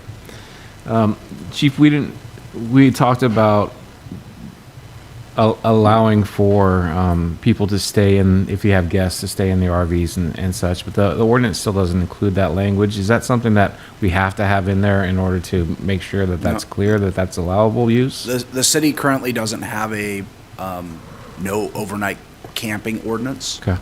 So that would not be in this parking piece of it. Okay. That would be a different code. So it's something else. It's something to address at a later time. Okay. And then I guess my only other concern with the ordinance as it's written is that it goes into effect after 5 days. And does that allow adequate time for people to make arrangements, to find the storage that they need, to make the accommodations, or are we just ramming it through and... Oh, you're saying we will work with property owners. Okay. So if one of the items that was described there, trailer, vessel, oversized vehicle, RV, needed to be impounded because it wasn't being moved, we would go through all of this process to work with the property owner to gain compliance. If that requires more time because there's not storage or whatever that is, we would set out that window of time to do that. Like I explained last week, those impounds come out of the police department budget. The trucks and trailers the tow vehicles to impound those come from Mount Vernon, so that's set up days ahead. So we don't take that lightly to just impound anything. We definitely are the intent is to work with the property owner to gain compliance. So I would hope that these property owners are not using up their 2-week permitted exemptions or any kind of that stuff while they're trying to get into compliance. Yeah. Okay. I don't know. And like Councilmember Stuckey, I was hesitant with this one at first because I'm a big believer in personal property rights, but I think that you've done a good job of addressing the concerns that have been brought forth by the public, and you stated it perfectly at our last workshop, in that the streets are not personal property, right? They're the property of the city, and therefore it's a responsibility for the city council to make sure that it is accessible and safe for all. And so I think that you've done a great job in drafting this ordinance. I appreciate it. Thank you. Thank you, Councilmember Marshall. Anybody else for the good of the order? Councilmember Peterson? Sorry. Thank you, Mayor. I agree with Councilmember Marshall and Stuckey. I had a lot of heartburn about personal property rights. And to be fair, you and I had a conversation yesterday because I wanted to have more information. And one of the things that I keep coming back to so that folks know is there are kids everywhere. They walk, they're on bikes, they're on those crazy too fast electric bikes now. And I remember being a kid in Burlington going up and down where the streets were like this and you didn't care because there wasn't that much traffic. And I think that making sure that people are not parked where children cannot be seen, where it is unsafe for the kids and the adults and those folks that can't quickly jump back if they see a car, is very important to the longevity of the safety of our city. And I really appreciate the work that we all did to get here. I know that people are going to feel put upon, and I am sorry about that, I am. But if we save one kid from getting hit, or one person in a wheelchair from getting smashed because they can't react, I think we've done our job, and I think that everybody ultimately can and will see that. And so, if I may, I move to adopt Ordinance 2043, amending Oak Harbor Municipal Code 10-12-010, related to parking and traffic control destinations, adopting Oak Harbor Municipal Code 10-12-170, related to parking restrictions for vessels, trailers, recreational, and oversize loads, adopting OHMC 10.12.175, related to a residential loading exception, and adopting OHMC 10.12.176, related to residential parking permits. Strongly second. Okay, we have a motion as presented by Councilmember Peterson, seconded by Councilmember Merrow. Is there any further discussion before I call for a vote? Did you have anything? No? Yes, Councilmember Merrow. I did 15 years, a short career in law enforcement, and one of the concepts that we operated on was called law enforcement discretion. And for any of you here who've ever been stopped by a law enforcement officer and has the opportunity to either give you a citation for speeding or get a warning or a verbal warning, well, that's an exercise in discretion. And I would say from my personal experience with this police department that they use great wisdom to develop relationships with the people and show wisdom and discretion in enforcing the law, especially when there's changes coming up. So I just wanted to state that as a matter of record that I'm not advising cruel and unusual enforcement, okay? That's all I got. Thank you. All right, we have a motion, a second. Any further discussion? Hearing, seeing none. All in favor, raise your right hand. Passes unanimously. Thank you very much. We got one thing done tonight. All right, moving on to ordinance number 2041, budget amendment number 4 to the 2025-2026 biennial budget. Here to introduce this topic is our Deputy City Administrator and Finance Director, David Goldman.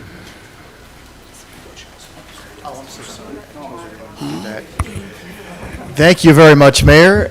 Chaz Webster, our Finance Manager, will be leading the charge on this particular item.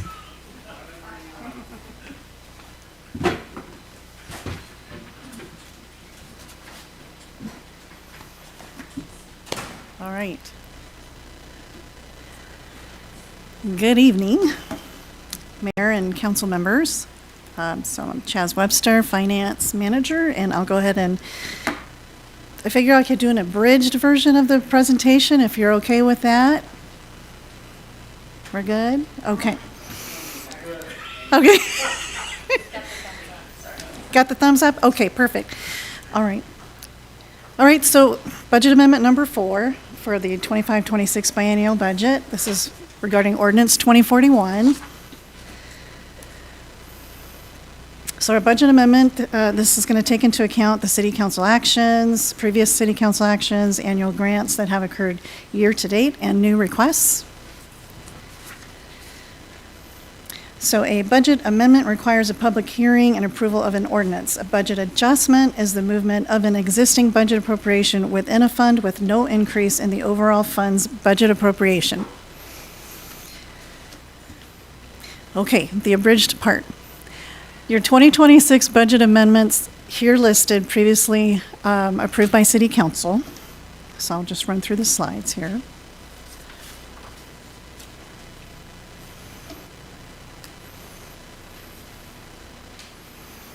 Which this information is also in your packet. New requests. budget amendments.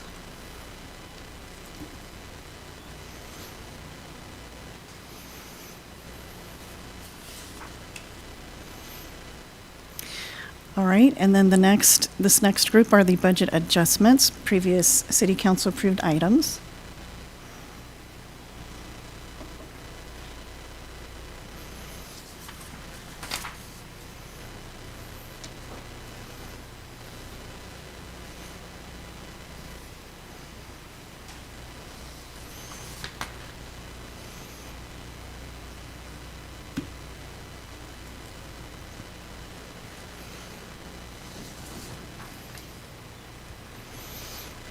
And these are the budget adjustment new items, actually one item.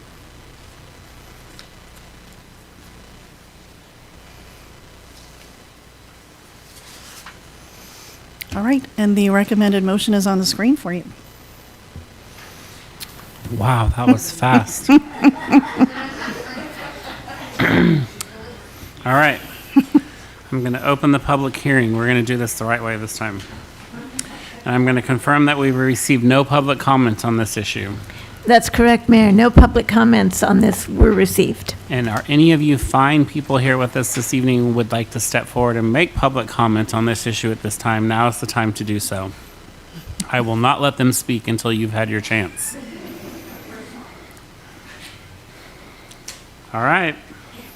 Hearing, seeing none, I'm going to close public comment and call upon council for their comments or questions at this time. Close public hearing, sorry. Call upon council, questions, comments? Yes, Councilmember Romero. Just a quick question about the new item. Can you go back to the slide for the new item? Yes. Would you speak to that? I mean, what was the cause of this or the Sure. need for this? Let me grab my info. We don't need the big binder necessarily, but just some words of explanation. Yes, yes, yes.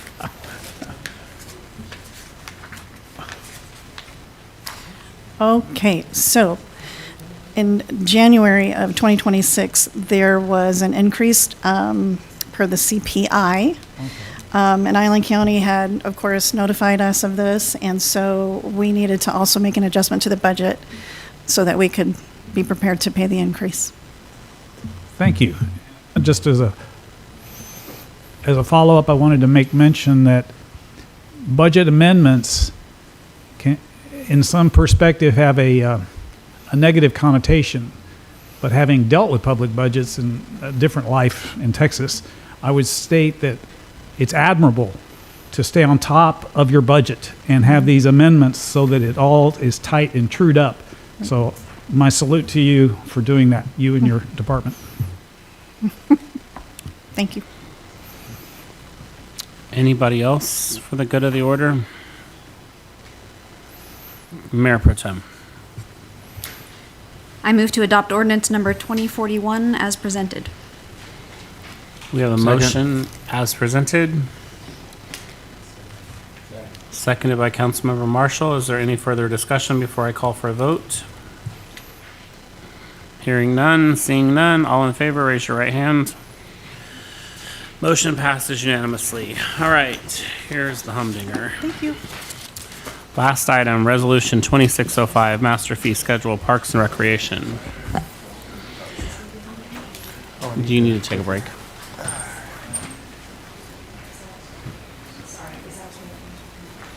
We're going to take a 5-minute break until 7:35. Well, that was easy. Hey, how are you doing? Good to see you too.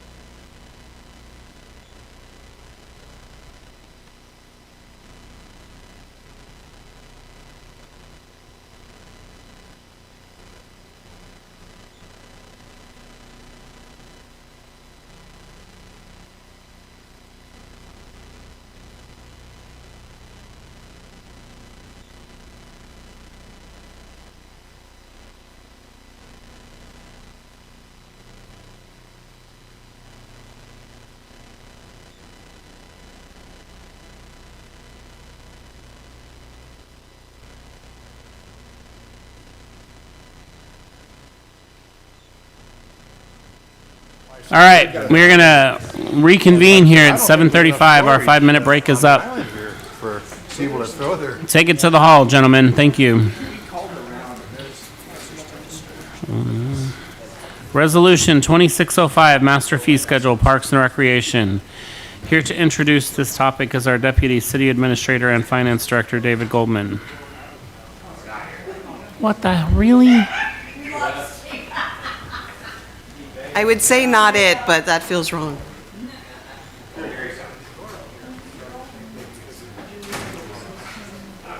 Let's go, you're up.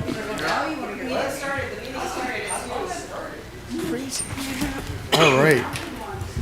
Let me get my thing up.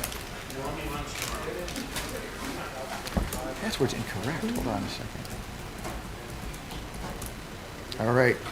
So, David Goldman, Finance Director and Deputy City Administrator. This item is for the update of the master fee schedule for specifically the Parks and Recreation schedule.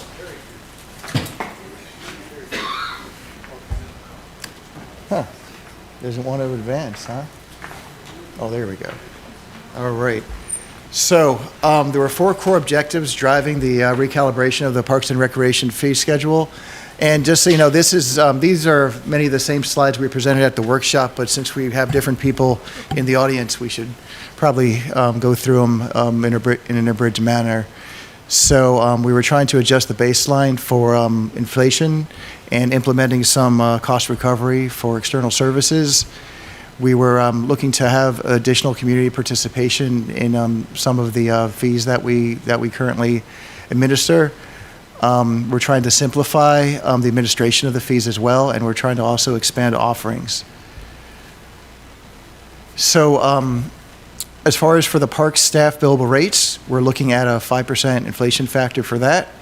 We're also implementing a new direct cost recovery for city-provided portable restrooms. This is a new fee, something we don't currently offer in the fee schedule. We're trying to standardize the league experience. Back about 3 years ago, we had a per participant rate. We went ahead and changed that to various hourly rates, and we decided based on feedback from the leagues, basically our customers, and also talking with city staff on how to simplify things, we're returning back to the per participant model, and that'll be unified at $11 per participant with 2 exceptions. Tiny Tot Soccer will be $2 per participant, and Select Soccer will be $15 per participant. We're looking to activate the concession stands over at Fort Nugent. So that's one of the reasons why we're looking at dropping that rate down from $500 to $200 a month so we can utilize it more throughout the year. We're just truing up the rate schedule to reflect the 20% senior discount. And we're looking at unifying all of our courts, our tennis court, our hard courts. So our tennis courts, our basketball courts, and also putting in a new pickleball rate. And we're looking to have those be at $10 per hour. And the pickleball rates will be for the future when the pickleball courts are available. So we're simplifying some names. We're renaming 2 of our fields from football fields to just multi-purpose fields that can be used for multiple sports. They currently can be used for multiple sports, just the name was confusing people. No change in the rates, though there is a thing on the fee schedule which is a little confusing, but I think I clarified it with an update. We're looking at a universal sports tournament rate of $25 an hour, and also to promote compliance with our agreements that we have with the various organizations that use our facilities. We're looking at a $50 per day non-compliance fee for every day that a field's used and they're not in compliance. Next, we're trying to activate some community offerings. One of them is the rollout of our commissary kitchen. The rental rate will be $25 per hour. If the refrigeration is desired to be used, that'll be $20 over a 24-hour consecutive period. And there'll be a fully refundable deposit of $75 to go ahead and use the commissary kitchen. So other fees remain unchanged. Our community shelters, all the park non-commissary kitchens, pavilions, gazebos, those hold steady. The special event hourly field reservation rate holds steady. the public room rentals hold study, except for what I mentioned before about the senior discount, which is just reflecting what was in our policy to begin with, and our membership for the 50-plus group, that's held at $40 per year. So some clarification based on the feedback that we received at the workshop. There was some confusion on the naming structure. I was trying to put things in alphabetical order, but it kind of reversed things a little bit. But bottom line is the field rates aren't really changing, just the names. So I have in the backup, I just have these arrows to help clarify things. And also, I mentioned before, we're moving from hourly to per participant. And you'll see that some areas it just says NA because those no longer will exist after adoption of this. And I put, to clarify, I said we're deleting, and I have arrows pointing to the new fees. So, in addition, I showed this at the workshop. It wasn't included in the package last time. It was included in the package this time. It shows once you take out direct grant covered activities, our net expenditures for Parks and Recreation for 25 was about $2.9 million. Direct revenues, those are revenues we charge for just fees for service type of things. Direct revenues the city gets from working with the customers, that amounted to about $376,000 a year, or a 12.9% direct revenue to net expenditure ratio. And there's a worksheet on the right that shows how those numbers were derived. So based on feedback that we received at the workshop, Councilmember Stuckey was nice enough to discover a data source. The National Recreation and Park Association is a good data source that can be used to compare cities approximately our size to other cities throughout the country, and it might even go into Canada. And so I went ahead and looked at the information that was available, and we found a few data points that are, I think, pretty useful to compare that 12.9% figure that I talked about in the previous slide. So they have this annual report. They also have specific data you can pull as well. You can't get it per city or per agency, but you can get like an agglomeration. But from their 2026 report, we would fall into this $20,000 to $50,000 cohort, population cohort. And it says here that revenue as a percentage of operating expenditures or cost recovery is about 29.6%. But looking further into the book, I found another chart which talks about sources of operating expenditures. Now, I know you can't read this, so I zoomed in on the next slide. And for our cohort between 20,000 and 50,000, you'll see that earned revenue, which is those direct revenues that we charge, the fees for service and all that, that's 20% of the operating expenditures. But there are other cities and other special districts and whatever else is in the National Recreation and Park Association's data, they charge taxes. So some places throughout the country, they have special taxes and levies that are specifically catered to operational expenses for parks. And when the previous slide said like 29.6% or 30% coverage, I believe it must have included some of these other sources that we don't charge.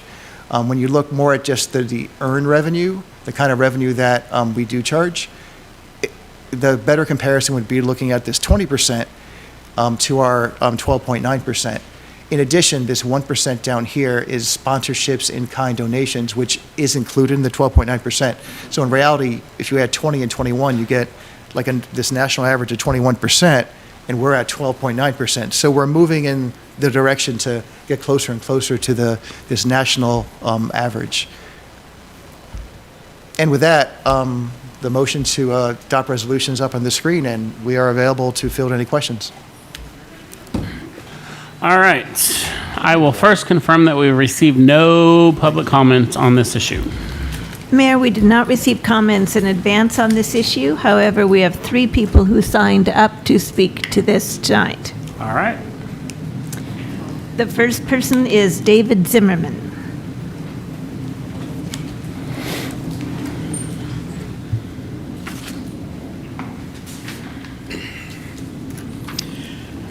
Good evening, Mayor Wright, members of City Council. My name is David Zimmerman. My address, do you still need that? 749 Lacana Street, Coupeville. I am the president of North Whitby Little League. We are a volunteer 503 or 501(c)(3) nonprofit serving 400 local children here in our community. On any given week, we are running games practices across multiple fields, parks, schools, and with volunteer coaches, volunteer board members, and parents doing everything we can to keep kids active, connected, and involved in something positive. I'm here tonight because the proposed contract being pushed onto our league is not transparent, not equitable, and not reasonable for youth nonprofit. Earlier this year, I requested a meeting with the city administrator and mayor because we wanted to get ahead of issues like this. And at the time, we had a great meeting, and we were told they would look forward to working with us through things like the fee schedule together. That has not happened. What we are now facing is not just a fee increase, which we were loosely okay with. The issue is the way that it has moved forward without follow-up collaboration we were told would happen, and without a fair look at how the fees and contract item or terms actually impact our league. We're now looking at a flat $11 fee per player for baseball, which, like I said, we're loosely okay with, a portable toilet charge through the city that is far above what we can rent them for directly.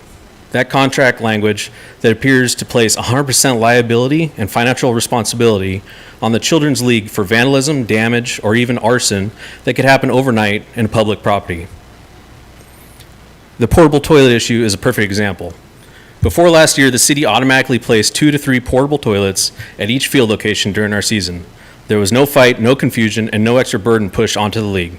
It was simply treated as part of supporting youth sports at public parks. Now we're being asked to pay more and receive less. We can rent portable toilets directly from a company for $140. The city wants to charge up to $207 for the same basic need. That is a $67 increase per unit, nearly 50% markup for restrooms that are only needed because the city does not provide permanent restroom facilities at those fields. So from our league's perspective, the city used to provide basic sanitation as part of supporting our parks and our community. Now that responsibility is being shifted onto Little League, and even then, we are being charged well above what would cost for us to handle it directly.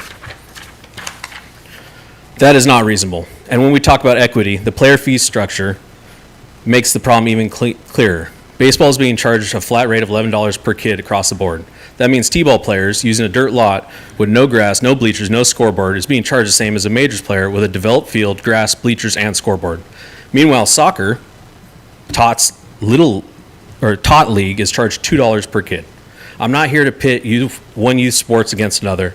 Those kids deserve support too. But if the city is going to create a fee schedule for youth programs, it needs to be fair, consistent, and based on the actual level the city support and facilities being provided. Other youth sports in the community have access to permanent restroom facilities at their fields. Their players and families are not being asked to pay extra for basic sanitation. Thank you, Mr. Zimmerman. I'm sorry, that is your 3 minutes.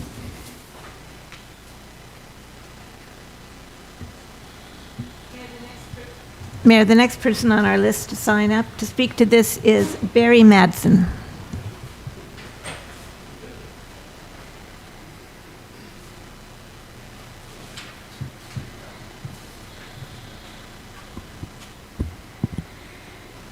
Oh, you started me. I didn't even start talking. That's not fair.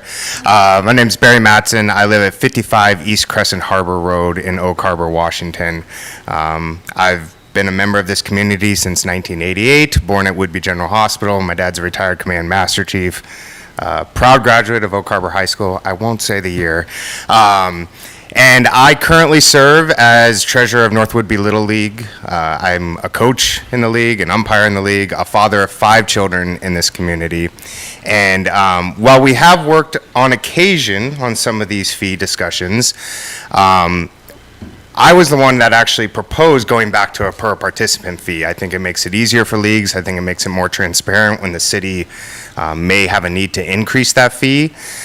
Directly, we can determine exactly how much we may need to pass that on registration fees. However, I was not a supporter of finding additional revenue streams that would be provided by the league or other leagues in this instance. I think when we look at charts and data charts like that, putting on my accountant hat that I am, you can you can increase percentages by 2 things, increasing revenue or decreasing expenditures. And so if you want to say we want to get to a point of 21% direct revenue, you can do that by decreasing your expenditure rate. Nobody's talked about that, of course, because that means we have to cut things, right?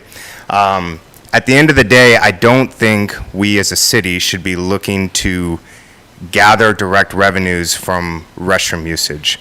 If you look at the restrooms that are provided, they're provided for reasons of safety. The nearest restroom at Windjammer Park from the ball fields is over 300 feet away from Field C. It's over 600 feet away from Field A, which is the one nearest Orlando's.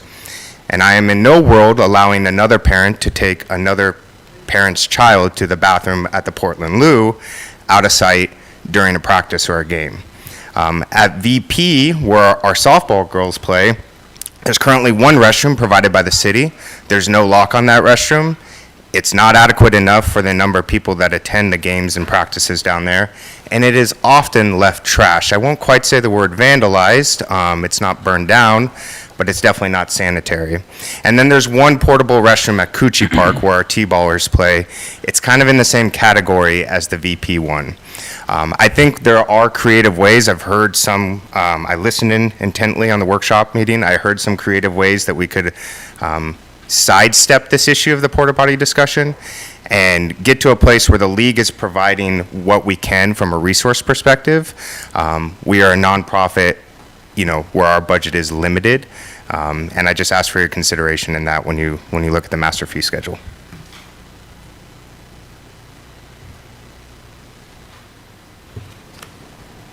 Mayor, the last person that signed up in advance to speak to this issue is Kim Ford.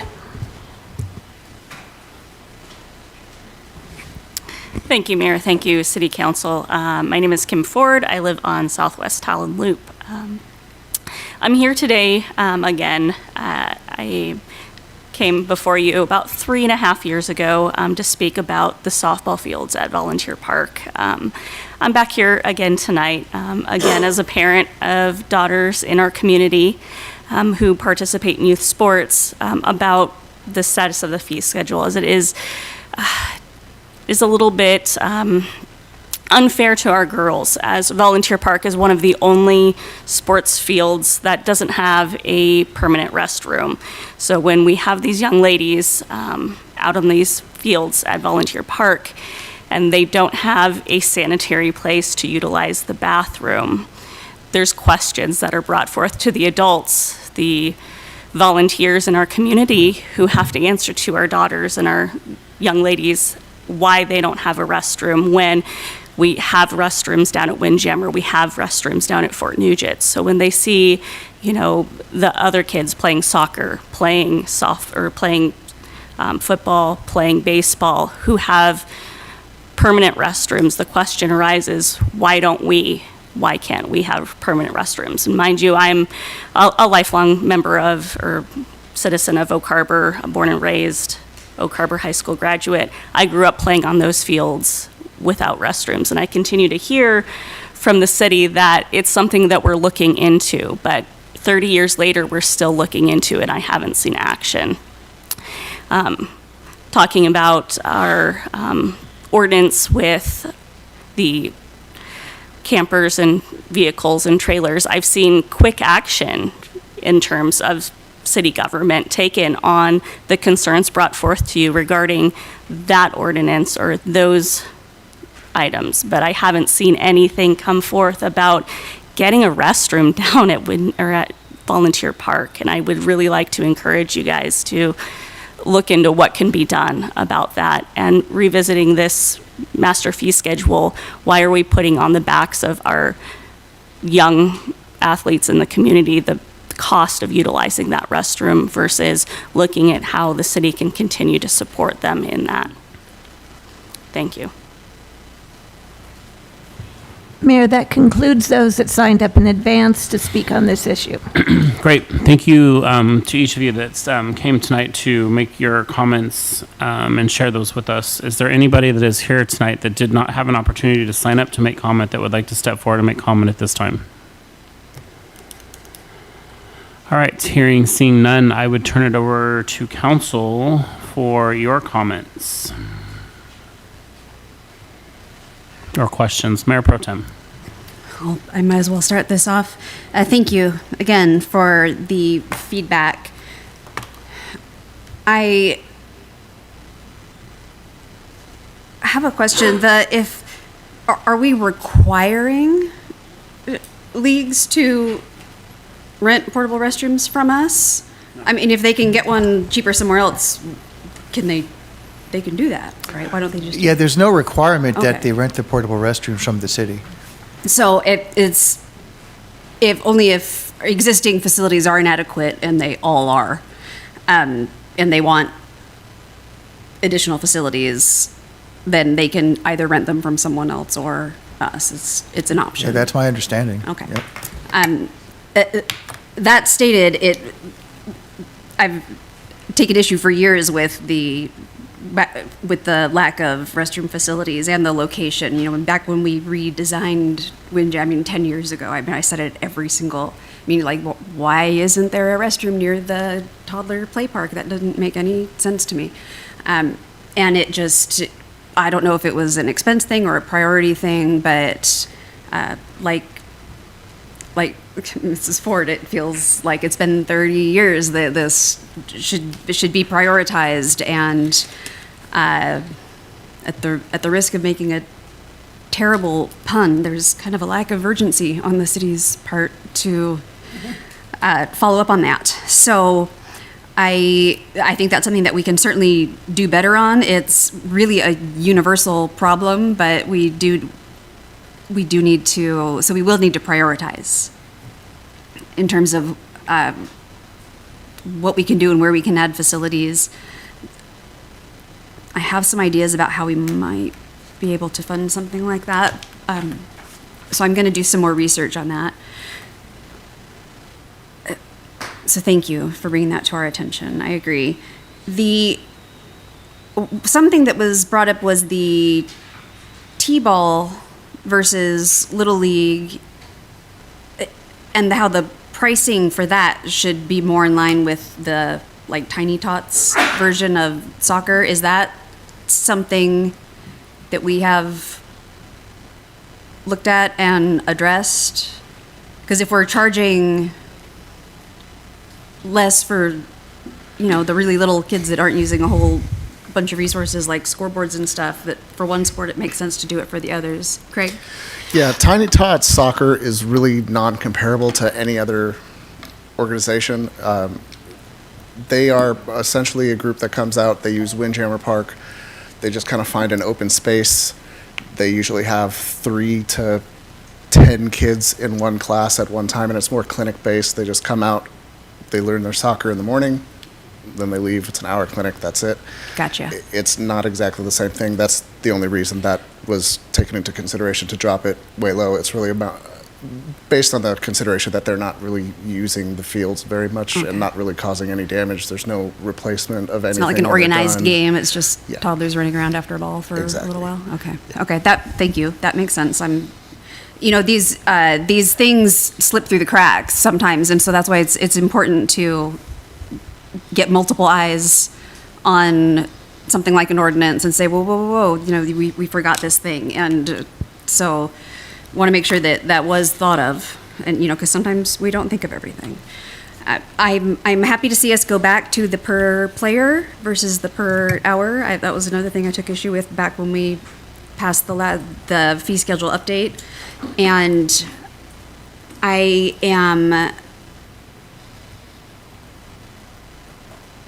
I'm wondering how, David, and you might not know this off the top of your head, and that's totally, I should have looked this up, but it just occurred to me, how does the current or the proposed $11 per player compare to what the per player was before we redid the fee schedule? 3 years ago, the player was $9 per player. Okay. So this is about inflation. Okay, so $2 more per, okay, thank you. Sure. Microphone was off. Thank you. I didn't know how drastic of an increase that was. Yeah, the price for everything is going up, and nobody is particularly happy about it. We have and are consistently looking for ways to cut expenditures. That's the first thing that we do when we are looking at aligning budgets and true-ups, because certainly the last thing that we should be doing is placing an unnecessary or too high of a burden on the participants, because that is a barrier. And frankly, things like restrooms is something that the city should be providing. I mean, that is a facility that should be part of the sports facility, in my opinion, that we should be providing that as a service that we should do. So that's something that we can work on. No fee schedule is going to please everybody when we do it. So, I'll defer to my peers. I think the staff's probably done the best they can with what they have in this case, but I'm curious to hear what the others think. Thank you. Yes, Councilmember Marshall. Are we ready? I'm going to tackle some of the simpler ones first. So we talked about activating the concession stand. For years, these agreements have been, it was $9 a player, $8 a player, whatever the case may be, right? And football, and I'm going to speak primarily to football because that's what I know, right? I spent 14 years as the league president. I'm no longer president any longer, so I don't have any vested interest in this, so I have no dog in this fight. But the Football League had exclusive access to that concession stand at Fort Nugent for years. As such, they outfitted that entire concession stand. All the refrigerators that are in there, the microwave, the coffee pot, all of those things that are in there are property of the Football League. And so if we're going to activate this concession stand, we're going to allow other organizations to use that. What is the plan for either reimbursing the Football League for their expenses into that, or are you going to allow other organizations to use those refrigerators and such? What is the plan for that? Yeah, so I don't think we've really gotten that far into the plan on activating. It's really just setting up the baseline to be able to do that. A lot of this is just in the preliminary stages, and getting into that phase would definitely be a conversation that needs to be had with the league. I know any funds that they have spent on that is definitely going to be their property and their equipment. It's not going to be commandeered by the city. That's definitely not going to be a part of the plan. So would the plan, if for anybody that's going to use that space, they have to bring in refrigerators and all these things each time that they rent that? I mean, again, it just depends on what we have. I mean, there's a possibility if we're going to have a concession stand that we look into grants to actually provide a full concession stand. It really just depends on how this progresses moving forward. So and then with this, so I guess you could probably understand some of my concern, Craig, is that we jump into something with half a plan, right? Because what if somebody next week wants to rent it for $200 and we have no plan? Yeah, I definitely don't think we're putting this automatically up available for use. And any league that whatever is being used, they're going to have priority on their time. I know like football has it certain times of the year. They're going to have that. It's going to be, whether it's written into the contract or worked out, they're going to make sure that nobody's going to be able to come in and take away what is regularly used by them. No, that's the last that we're trying to do. Okay, so I am a fan of the per player model. I think that for budgeting purposes, that makes it much easier for organizations to be able to set their rates based upon that. But to have a blanket policy that says each sport is getting charged the same thing, which in reality is not, because right, we've already identified select soccer is paying more and Tiny Tots is paying less. But each field requires different things, right? So that your cost is not the same across the board per sport. So I'll use, football for an example, again, just because that's what I know, right? By the time they start their season in August, that Fort Nugent game field is wrecked. And it's been wrecked by a summer worth of soccer or public play or whatever the case may be, right? They're dragging goalposts on there. And so there's traditionally a lot of divots, there's a lot of problems. And so the football team doesn't even practice on that. They practice on the field behind. If football were not there, the city would still mow that. The city would still maintain that, right? And so your costs are going to be the same whether football plays or doesn't play. Is that correct? Sure. Okay. there are no additional costs being borne by the city for football being there. The football team put up the scoreboard, they ran the ditch, they did all of that kind of stuff.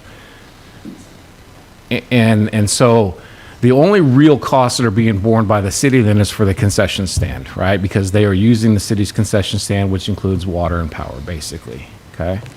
So how do we get to this pricing model where it's $11 per sport when we're really not bearing any additional costs? So there's not really a cost recovery if you're really looking at a cost recovery, because the costs are the same whether football plays or not. Yes and no. The costs are going to change based on usage, and a big part of the change that wasn't successful, and again, we heard the community and made the change back, was moving to the hourly rate was an attempt to try to get that kind of taken into account, get the amount of usage that a league would use and work that out. Sometimes putting something into practice doesn't necessarily work for everybody, and that's what we found out. So we're kind of back to the drawing board, and what we're trying to do is fix essentially a problem that we created. Let's get this in here, and then there's going to be another conversation for the fee schedule moving forward. And I know a lot of the stuff will be taken into account, a lot more changes taken into account. I just don't think this is where we wanted to address too many of those changes directly. We wanted to fix our problems that we kind of created with the last arrangement and the last change that we made to the master fee schedule. I don't think this closes up any of these conversations on moving forward and saying, like, this is set, this is what we're going to do. But we do need to start the conversation.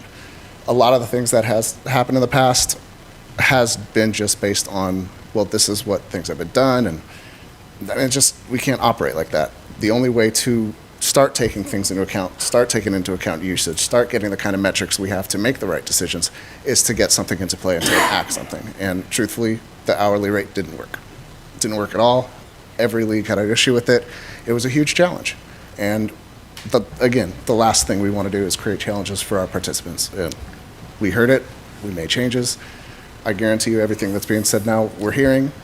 Can't guarantee that a change is going to happen immediately, but I guarantee you we are taking this into account. And there is We will one be working. thing that might help us too. It's, well, I guess it goes back to those last slides that I kind of ran at the presentation, and also Councilmember Stuckey brought those up too. The direct cost recovery type of items, right? So one of the things that we did when we moved to a program-based budget is try to figure out all the things that the city does, what is the amount of direct revenue that each one of these areas brings in, And, we did, when we first moved to this Parks and Recreation department, we did talk about, adding additional expenses, but also looking at, bringing in the revenues to help cover those additional expenses.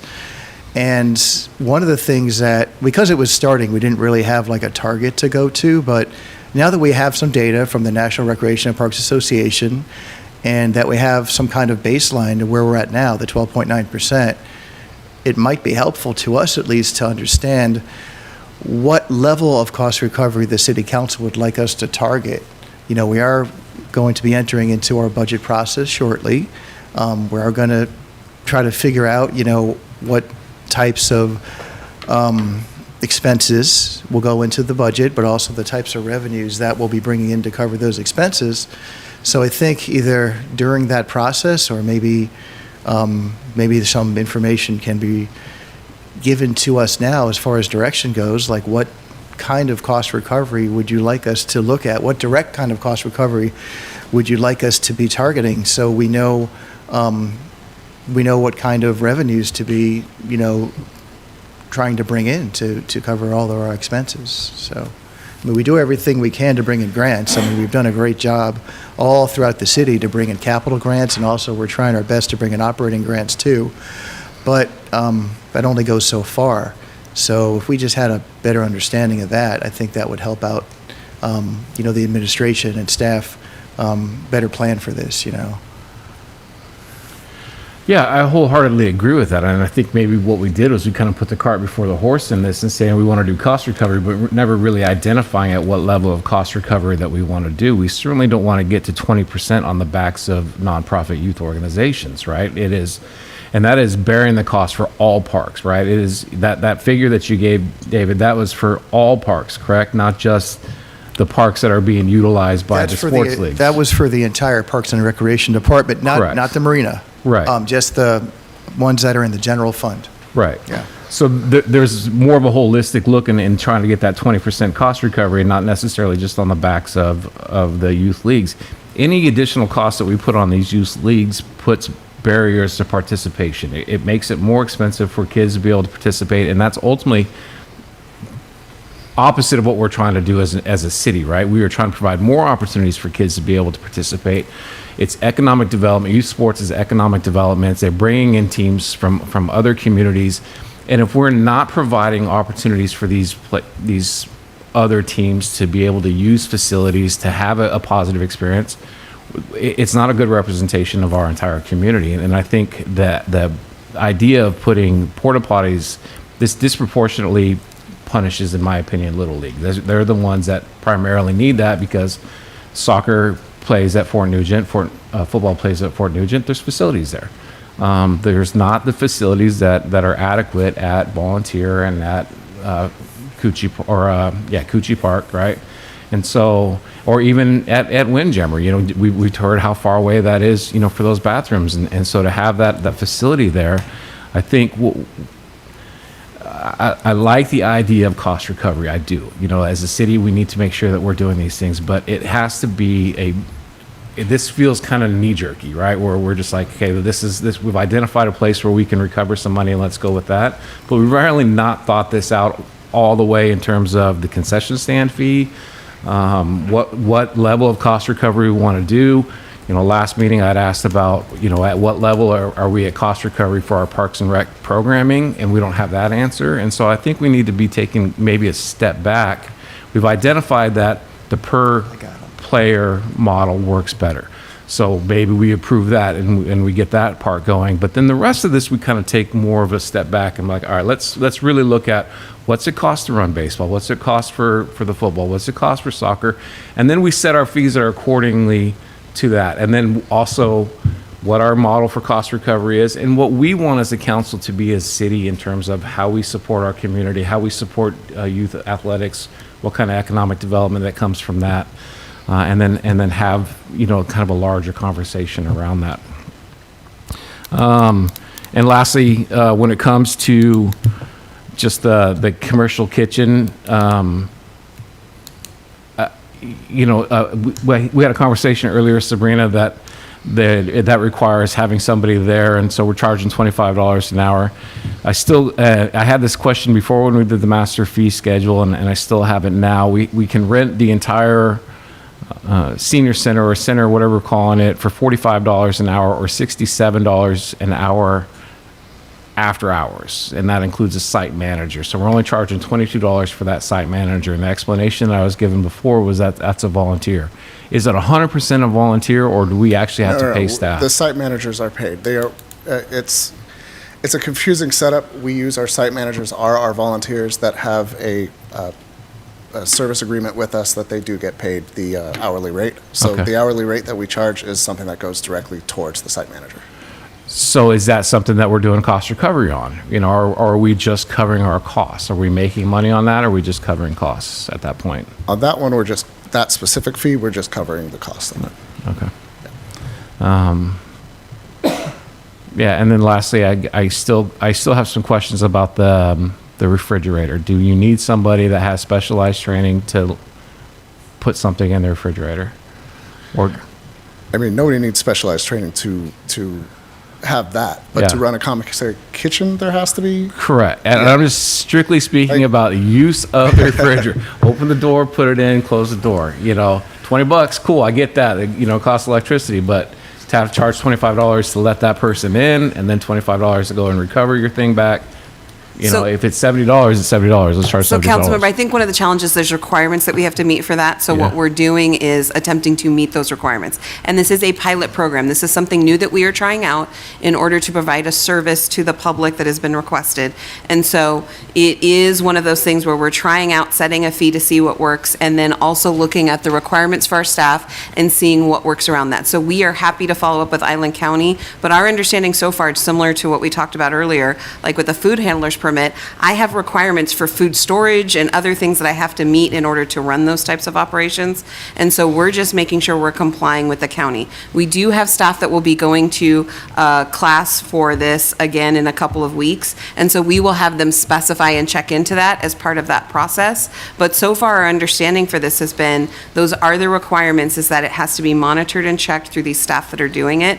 And when they're doing that, that's what they have to do, is make sure that it's meeting these levels. So that's what we were charging for, was this access point, whether it's entering or exiting, setting up, prepping, whatever it is that they're doing, because we do have to have the staff that's approved to do that.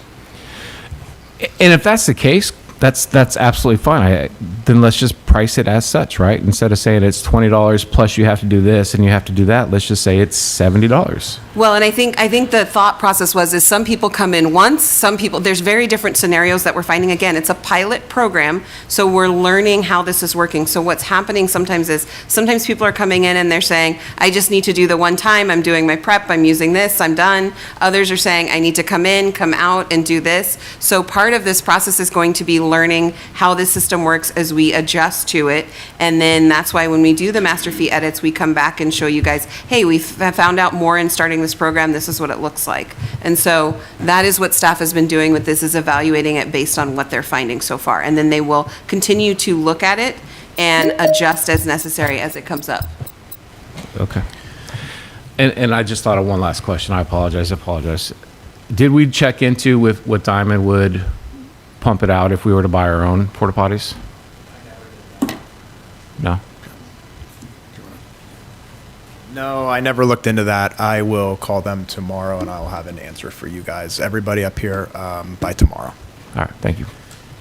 And one thing I want to say with the pricing on the commissary kitchen is there really isn't anything like it on the island. That's been kind of the push for us starting a commissary kitchen, is we don't really have a price point to start with. So we just kind of came up with pricing based along what we do, is come up with pricing that works, what we feel would work, try to do it the lowest possible cost for the community if we're providing a service, and then again, see how it works, and then we can make future adjustments.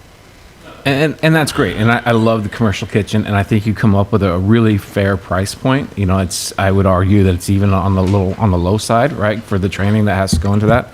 My question is strictly around the refrigerator and access to the refrigerator. You know, what does that really entail? What are the requirements for just sticking something in the refrigerator? So that's all I'm trying to get at. Well, and again, it's not just sticking something in the refrigerator, it's gaining access to the facility, making Right. sure that when you come and have your appropriate code, you're not doing anything inappropriate, things that you're not supposed to be doing. That's why we require the $75 kitchen deposit. And that, truthfully, when you look at all the costs, that is the big part of what raises it. And I would love to just say we can remove that, but that is just something that I think would be a very bad move on the city's part to remove. And even the deposit, Craig, I don't have a problem with, right? But what we're asking is $25 for the kitchen access, but we're only charging $22 for somebody to use the entire facility after hours, right?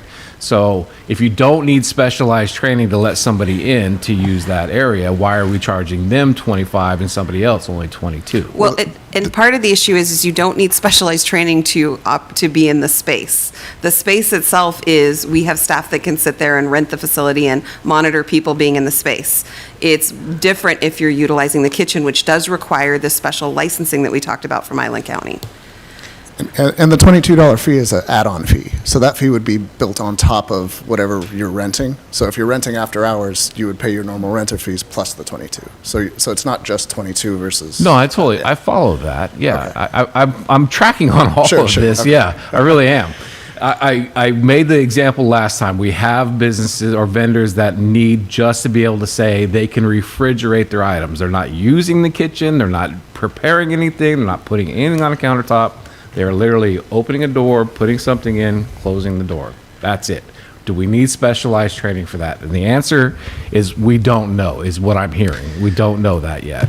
Yeah, exactly. We need to make sure, because that question kind of goes in line a little bit more of what level of enforcement we need to do as a commissary kitchen. If Right. somebody is saying they're just using refrigeration overnight, what are they doing? How are they preparing that food? Are they doing that? Taking it back to their trailer or their, yeah, that's all But again, it is. everything depends on the enforcement based on Island County. We don't necessarily do the enforcement. So if somebody comes to us and says, we want this, we don't necessarily say, no, actually you need this. Right. So we just try to provide a menu price so somebody can come up, tell us what they need, and we can accommodate as many people as possible. Appreciate it. Thank you. And again, I just want to stress this was an opportunity for us to meet a need in the community, but that was the goal here, was to try to meet a small business need that had come up, that had been discussed from council members in the community. So that was the overall goal here, was to try to address that need that has come up multiple times and make that available to the community. So again, we are trying to start with a price point that gets us started. We will monitor and come back with more information as we receive it. This is something we have never done before, so we are starting out with something new. Okay. Councilmember Stuckey? I'm going to throw some softballs in comparison, and yes, the term was intentional. I just want to make, not trying to throw anyone to bust, I would just make sure. I remember last meeting I asked if we had talked these over with the leagues. I heard yes, I'm hearing no. Yes, I talked, not necessarily about the agreement, but I did talk about the different rates, going from the current situation with the rates to the $11 per hour and all the other, the things that were in the agreement. I emailed each one of the leagues, the preliminary agreement, just for them to take a look and provide their feedback. I did get the feedback from the Little League that, the bathroom was was not the best situation, and they would come to council and bring it up and, talk to the council about that. The other leagues didn't seem to have any issues. They were happy with going back to the per participant rates. Even with the one differential with the soccer, they didn't seem to object to that. So, And I don't sense a lot of pushback on the per participant, or even, I don't want to belittle it, but we're talking about $9 to $11. I don't want to say that's nothing, but let's perspective here. Couple questions. I know that this was brought to, I believe, the Parks and Rec Commission. Whenever there's something brought to a commission, I always like to hear if they had any thoughts. Do we happen to remember when this fee schedule was brought to them? He's sitting right next to you.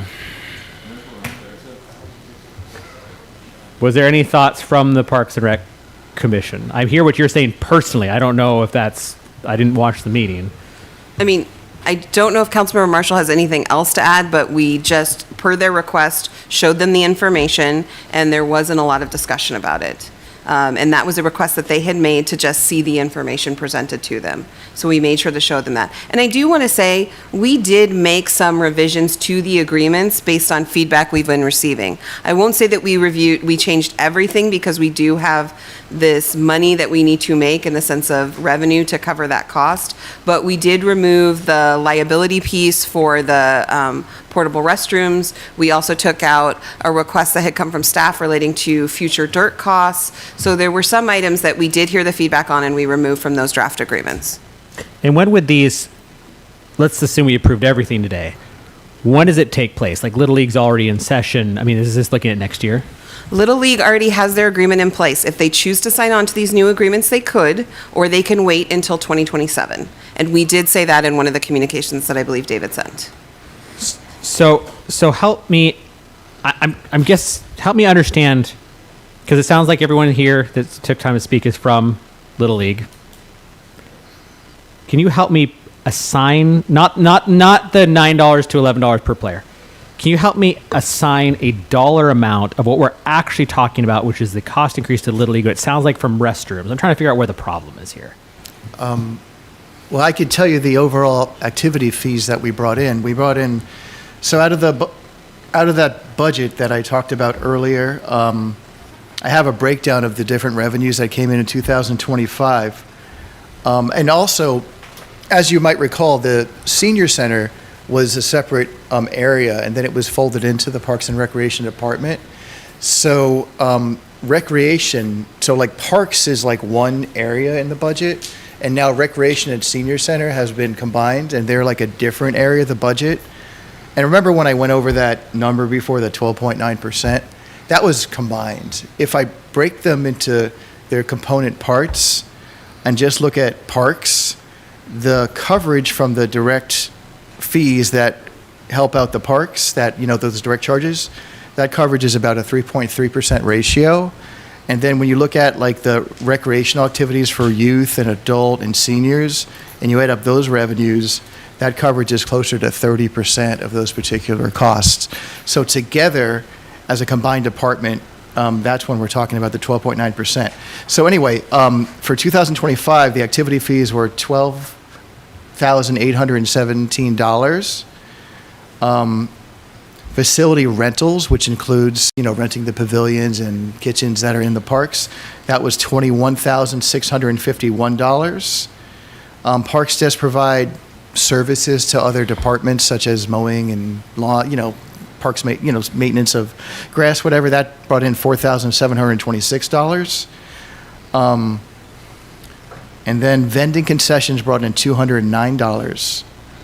And there were prior year activity fees also booked in 2025 of $20,000, $20,094. But that's like one time. That, you know, that won't happen repeatedly. It's just the 12,817 I mentioned before was the current year. And compared to the recreation side, the senior program fees brought in $141,000. The youth program fees brought in $93,000.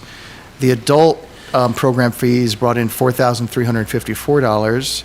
Rentals of, I guess, the rooms and other facilities brought in about $40,000. Donations brought in $16,000. And then just miscellaneous, whatever, brought in $11,000. And there was like transfers too, you know, and stuff, but that's not charges to customers. So anyhow, that's the total revenues that we're looking at. As far as the bathrooms go, I mean, for the larger stall, it was $259 a month. Yeah. No, $259 a month for that bathroom. So if they need it for 3 or 4 months, that's just, you could multiply that out.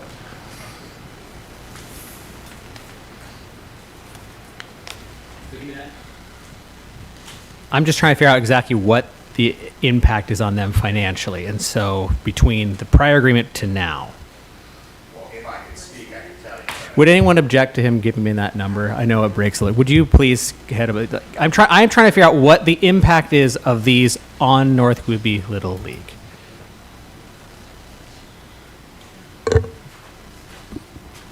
Thank you. Do you need me to state my name and address again? No, go ahead. Oh, Julie just said yes, sorry. Okay, sorry. She overrules. She my- overrules. Who do I answer for to? our viewers at home. I have a wife at home, so I get it. All right, Barry Matson, 55 East Crescent Harbor Road, Oak Harbor, Washington. The direct fees, now obviously it depends on how many porta potties you're talking about.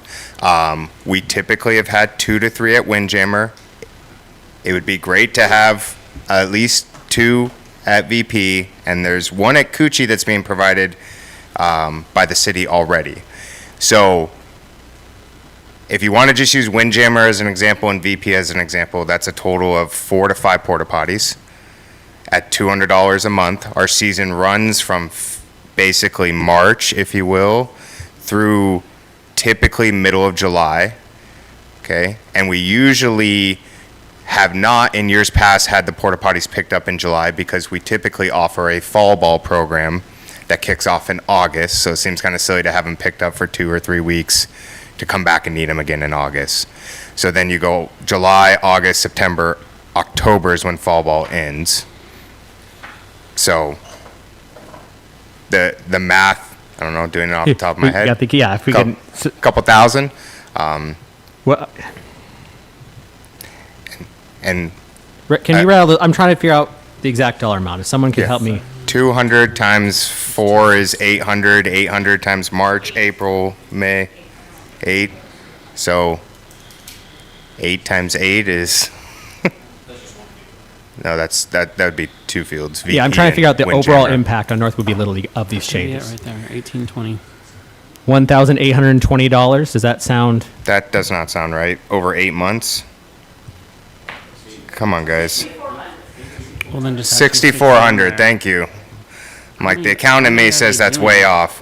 How many are they doing? 200 if they're just regular porta potties. 200 a month times 4.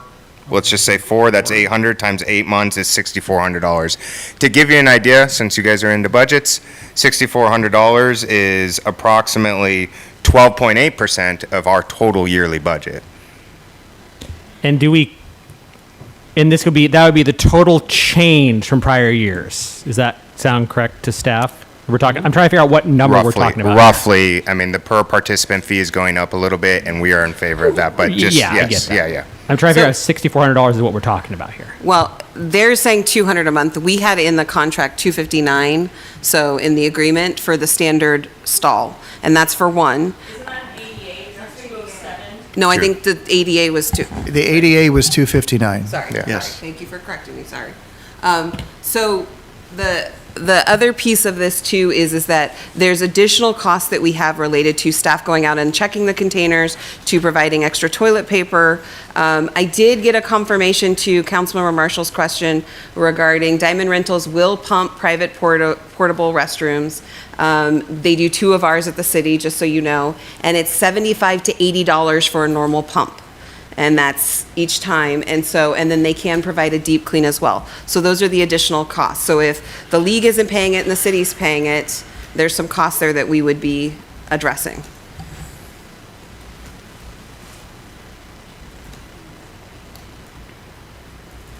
And they have never paid anything towards the porta potties in the past, and we have had porta potties there in the past, correct? Yeah, Brandon's saying yes. So we have had porta potties there in the past that we have paid for. Yes. The other challenge is if you want them restricted for just the Little League use, we added that to the league agreement to say it's either open for all use or it's just specific to the Little League, so you're locking it, so that does impact the fee structure as well. And that's just to address if you want it closed just for your use. And we even added language about signage for calling the vendor, calling the city, calling the league if you need it open because you're a coach on the field site and it's not open. We also suggested that there's even the option if, our understanding is at Volunteer Park when one was placed, sometimes the soccer league was using it from Oak Harbor Elementary. So is there an opportunity for partnership in some of that? But again, they can call and order their own as well. I guess the question for council is, do you want the city to pay for that and continue to pay for that, which means that's additional, that's less revenue we're bringing in and that's additional fees that we're taking on? Or are we putting that on the leagues that are using it and requesting it? And especially when it's additional restrooms being added to the site. I'm wondering why we can't, if we have the, in my opinion, if we have the porta potties there, they should be available there for everybody. And that has been an ongoing discussion back and forth with the city and the league. And that's why we added those different layers to the league agreements, just like we split out the league agreements to be specific to each sport, so that it was very clear that each sport had their specific criteria of what they needed. Concession stand, a certain field, things that they needed added to theirs. So Craig did the work to make sure that those agreements are all separated out per sport, and we didn't have this one agreement that was confusing because there was language that didn't apply to different sports. So, I mean, I think even if it was a partial, not expecting to pay the whole thing, couldn't we just build that into the per player? And if we have it between soccer and baseball charge, instead of $11, $13, that'd be a cost split where it's not, build it in. We could increase the fees per player to include that. We were trying to be specific about what are the different costs as we looked at doing these agreements and highlighting the different elements of those costs, but that is an option that staff could look at. Yeah, I would look into exploring that option.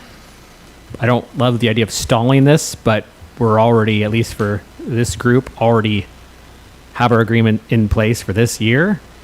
Do you want us to include what we know about the number of cleanings that have to occur and the materials and the dumping? I think a total cost is relevant. Yeah. Okay. I think a total cost is relevant. We need to find out what that total cost is. You know, I know 9 to 11, that's not much. Maybe 9 to 13 is not that much. I'm just throwing a number. I don't know that. Between soccer and baseball, and then maybe that pays for part of that. I mean, because it's more palatable if you build it in. I mean, if you say you're paying this extra for porta potties, that's a little tough. You throw an extra $1 on the league and it's just built into our fees. I feel like perceptually that's a little more palatable. And if we're willing to do a split, we're not bearing the full cost of that. I think that's a little more equitable. So we want to add the league, we want to increase the per player cost to include what these associated fees are. Take out the portable restrooms from the contract and identify which parks we're adding it at for these different sports use.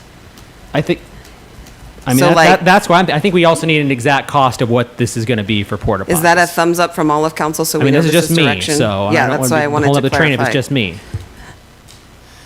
Correct. So I'm not feeling clear on what council's direction is, so I just want to make sure. Because Yeah. that's your view, That's just me. Councilmember Stuckey. That's just me. But I want to hear from the rest. Correct. I'll defer. Councilmember Arms. Since we're having this long debate, I don't think we really have any consensus. I think it's still confusing. You know, people that do this all the time, like Councilmember Marshall, maybe he understands it better. You know, we're getting out conflicting information. It's nobody's fault, but on what the league wants or what, and maybe we should look at this again instead of trying to rehash it all night long to try to figure it out. If we already have the fee scheduled for this year, then why don't we come back maybe at the workshop or something else and really hash it out and put it as the priority so we have the adequate time to discuss it.